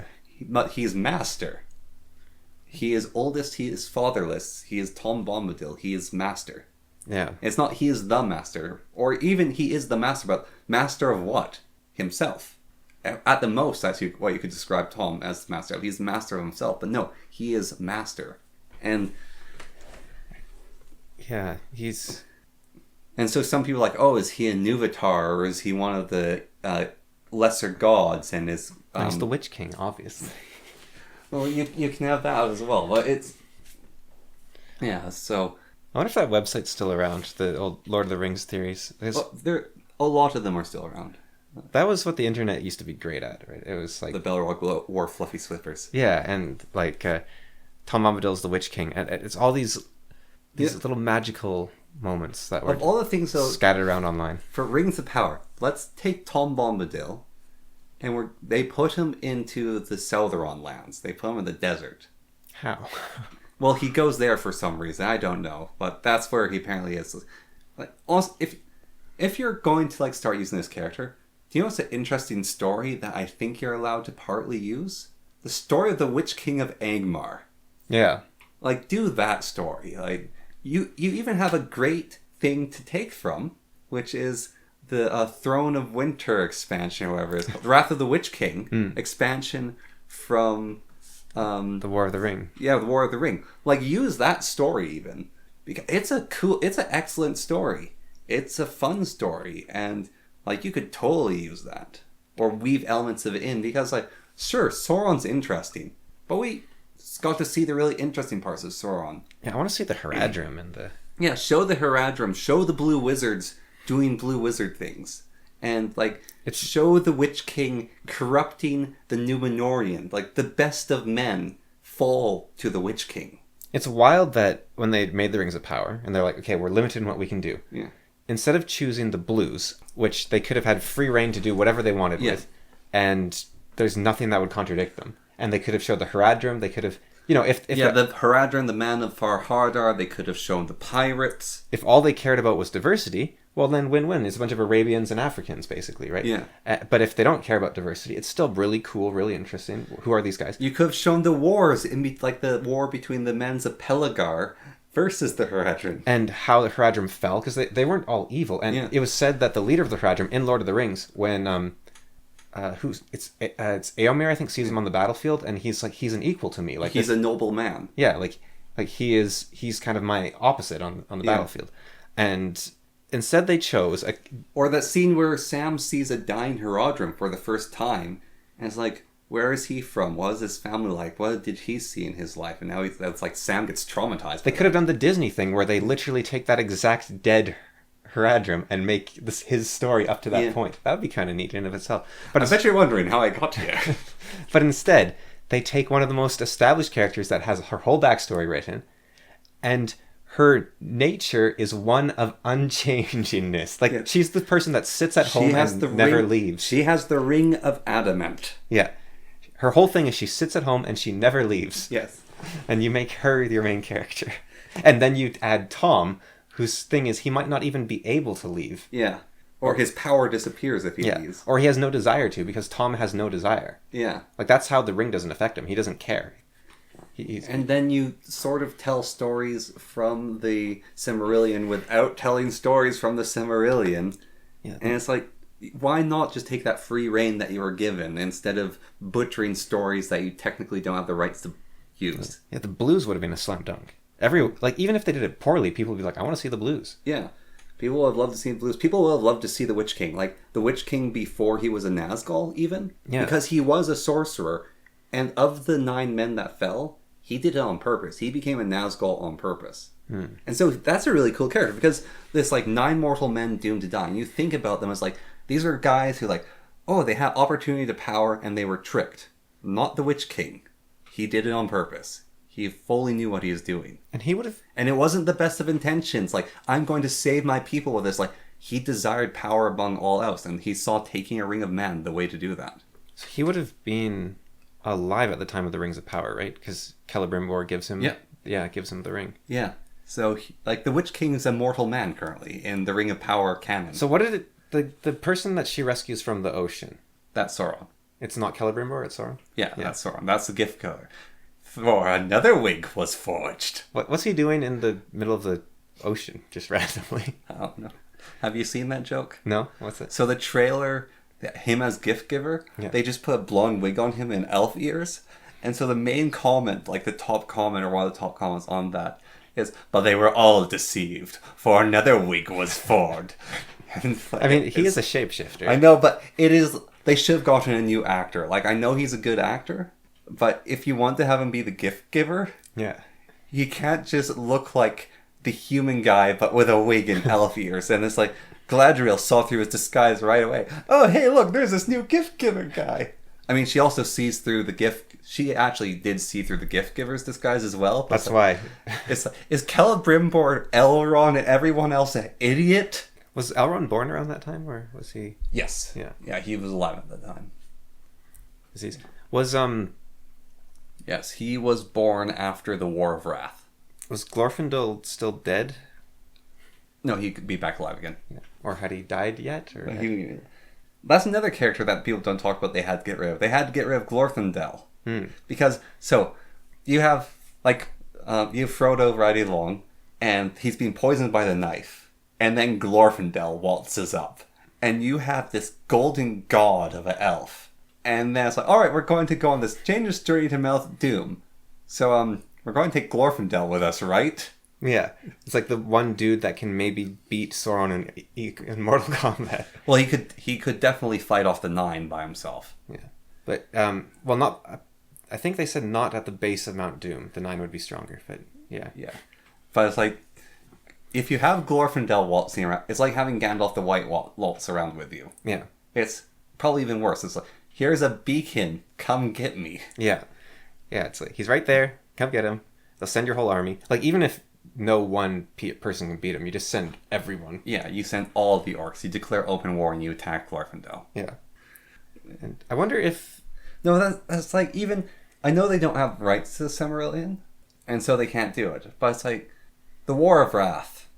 Like, if you want something epic on equivalent levels, like, you're doing your already slightly not allowed story, because it's so close to not being allowed what they're doing with the tale, because, like, it's unbelievable, actually. I'm surprised they weren't sued. But it's like, if you're going to push it, just do the War of Wrath then, like, have the dragons fight each other in, like, these epic scenes. And you have, like, a battle between Fingolfin and Sauron, and you have, like, Fingolfin be like, yo, that's way before the War of Wrath battle. Yo, Baron, give me a beat. He's like, yo, Sauron, I'm here to say... This podcast's gone on long enough today. My name's Fingolfin, and I'm here to say I think this army's not going to be here to stay, because we're elves, and we're going to get in your way, and we're out of here with your prisoners in tow, and we're going to go, and there's nothing you can do. The white ships and the white sails, the wind blows and the raven flails. And then Sauron's like, Witch King, give me a beat. And he's like, Witch King would have been alive at the time. It would have been like a werewolf or a vampire to give him a beat. blah, blah, blah, blah, blah, blah, blah. And he's like, you killed all your own people in a civil war, lol. And then more of you died trying to cross the ice. Twice. Ooh. Yeah. I don't know if it was twice, but it rhymed. Actually, it was. Oh. Just in it time. was 2 different groups, but yeah. How sublime. Ooh. Ooh. And then he destroys Felgen's spirit. I'm trying to, like, I can't imagine them doing the song justice if they did that. But yeah, literally, if you want to do it justice, just ask Calamity Day for Fundus. Yeah. Can we use this? Because they did it right, basically. They did an amazing job, yeah. But yeah, so War of Wrath was... War of Wrath was the boat with the Silmarillion on it attacking in Celegon. Oh. So it was the final conflict between... So Melkor. So Melkor... Morgoth. It's not Melkor anymore, it's Morgoth. Right. So was it? The grandson of Beren goes across the sea to ask the Undying Lands for help. And he's the guy that got kitted out with all that epic gear by the god of the ocean. Right. And so he has a Silmaril on his chest. And so he goes across the ocean and he asks them for help. And so the elves of the Undying Land give him that magic flying ship. And their whole army comes across the ocean for one final battle against Morgoth for the fate of Middle-earth. So it's basically, Morgoth can't assail the Undying Lands. The Undying Lands isn't going to touch Morgoth because that's just him. And this guy goes, no, you have to help us. You can't just sweep away your problem and give Morgoth Middle-earth. And it's like, alright, this is the last time the Undying Lands will come then and save you. And so the elves go and they fight. And the battle's so terrible that part of Middle-earth sinks into the sea and is destroyed forever. The shape of the continent is destroyed by this battle. Morgoth's fortress is destroyed by Celegon falling on it and tearing it to pieces with his death throes. And most of the dragons are killed. Most of the greater monsters of Morgoth are killed. The remaining Balrogs are scattered. And the Silmarillions are lost. So, it sounds very expensive to make a movie of. Yes. Unless they did it with, like, little puppets. I'm in Calagon. And Calagon's here. He's bigger than a battleship. Bigger than a battleship. Like, if you want spectacle, though, Yeah. and people would love to see that. Like, the scale, a lot of people argue about it, but he fell and destroyed 3 volcanoes. Like, he destroyed a fortress that was bigger than Barad-dûr. What if they were little volcanoes? Even then, He's a big guy. Barad-dûr is huge. We kind of know how big it is. I always thought Smog was small for some reason, but He's massive. then, well, if you look at the picture Tolkien drew, right? Mm-hmm. First of all, Bilbo's about 30 feet tall. Yeah. But Smog's not much bigger than Bilbo. Yeah. So No, Smog's massive. And he grew bigger.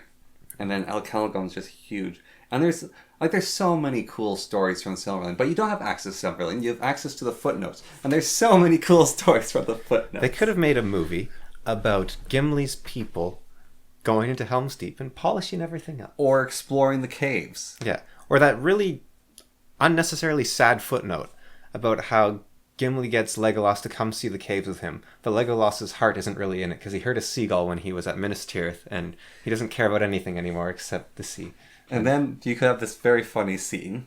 And there's like a whole bunch of jokes about it, right? Because I know that the elf king of the forest didn't go to the Undying Lands. But Gimli and Legolas go to see his father. And then Gimli and Legolas go to see the Undying Lands. And then... Right. So you know how Galadriel, she went to the Undying Lands, and part of the sadness for her was her husband was going to stay behind for quite a while. No, or he went before? I can't remember. Anyways, they're going to be separated for a very long time. Yeah. So eventually Legolas and Gimli go together to the Undying Lands, and part of it is because Gimli wants to see Galadriel again. So yeah, let's have the Elf Lord. He's left behind in Lothlorien. Anyways, so finally Lothlorien's completely faded, and Elf Lord, I can't remember the name of, the Lord of the Wood. Yeah. Celeborn. Is it Celeborn? I think so. Yeah. So Celeborn goes to the shipwrights, and he's in Greyhaven, so he gets onto one of the last swan boats. And Sam's there with him, because, like, Sam also showed up later. So let's just say, like, 100-year-old Sam's there with him. And he's like, oh, I remember seeing you, and they're, like, clasping arms, you know, like Gandalf and Bilbo in the end of the movie. So they sail on over, and they get to the Undying Lands. And then he's like so excited to see his wife, and he goes to where she said she'd be staying. And there's like 2 sedans, and she's there feeding like Gimli grapes. And they're like laughing and giggling together. And then the series ends, just boom. Black screen. The end. Yeah. Although when you know the context of the Silmarillion, you realize that it was really her giving him the 3 hairs, with just her dissing the creator of the Silmarils. But really, Galadriel's husband should have been happy for her that she was going off to the Undying Lands, and instead of... He was happy he was getting cucked. Yeah. Well, maybe he shouldn't be happy. You know, what we were talking about earlier was actually... It's kind of a dangerous road to cuckoldry, isn't it? Yeah. I don't think it leads all the way, but you have to watch yourself. Yes. Because that's different. That's getting into cope and justification, I think. Yeah. Unless... I'm sure some people truly do enjoy it, but at that point you're cracked in the head anyway. On the end of this, so Frodo, when he encounters Goldberry, he basically says some poetry about how beautiful she is. And Tom's like basically in the background nearby. And he feels embarrassed about complimenting her. And she just laughs like, oh, that's so sweet. You gave me some poetry. And it's like, it's just a delightful moment. And there's no cuckoldry intended within it. And then they're going to make Goldberry a strong, independent woman who don't need no Tom. And make her lame and gay. Probably have her, like... I actually already read something where they did that. Yeah. Did you read that? Where Patrick you told me Rothfuss, about it, and it was so he wrote dumb. his weird... like, the Name of the Wind guy wrote his weird Goldberry fan fiction. Yeah. Where he... Who was it? It was, like, Morgana from Wheel of Time or something, and her, like, go off and have some relations. Or something. Yeah. Yeah. We'll leave you with that thought. Depressing philosophy. I wanted to leave on the wholesomeness of Goldberry being pretty. Okay, we'll go back to wholesomeness. It's ruined now. Cut. We're done. No, I want to... Something beautiful. Yeah. Okay, how about we quote Terry Pratchett? We go with his... I don't remember how the quote goes, but it's something along the lines of... Let there be evil warlords, and let there be danger and death and violence and orcs and giant cockroaches if you must. But let also there be hope. Let there be swords at dawn. Let there be the sun. Let there be the ever rising sun. Just let there be hope. Because give us a reason to go on. Basically, this is his idea on fantasy. I thought it was pretty. If you did it right, but I kind of read it wrong. I remembered it wrong there, but yeah, I don't know. Goldberry, she probably drowned people, eh? Like, because Tom kind of makes everyone around him safer.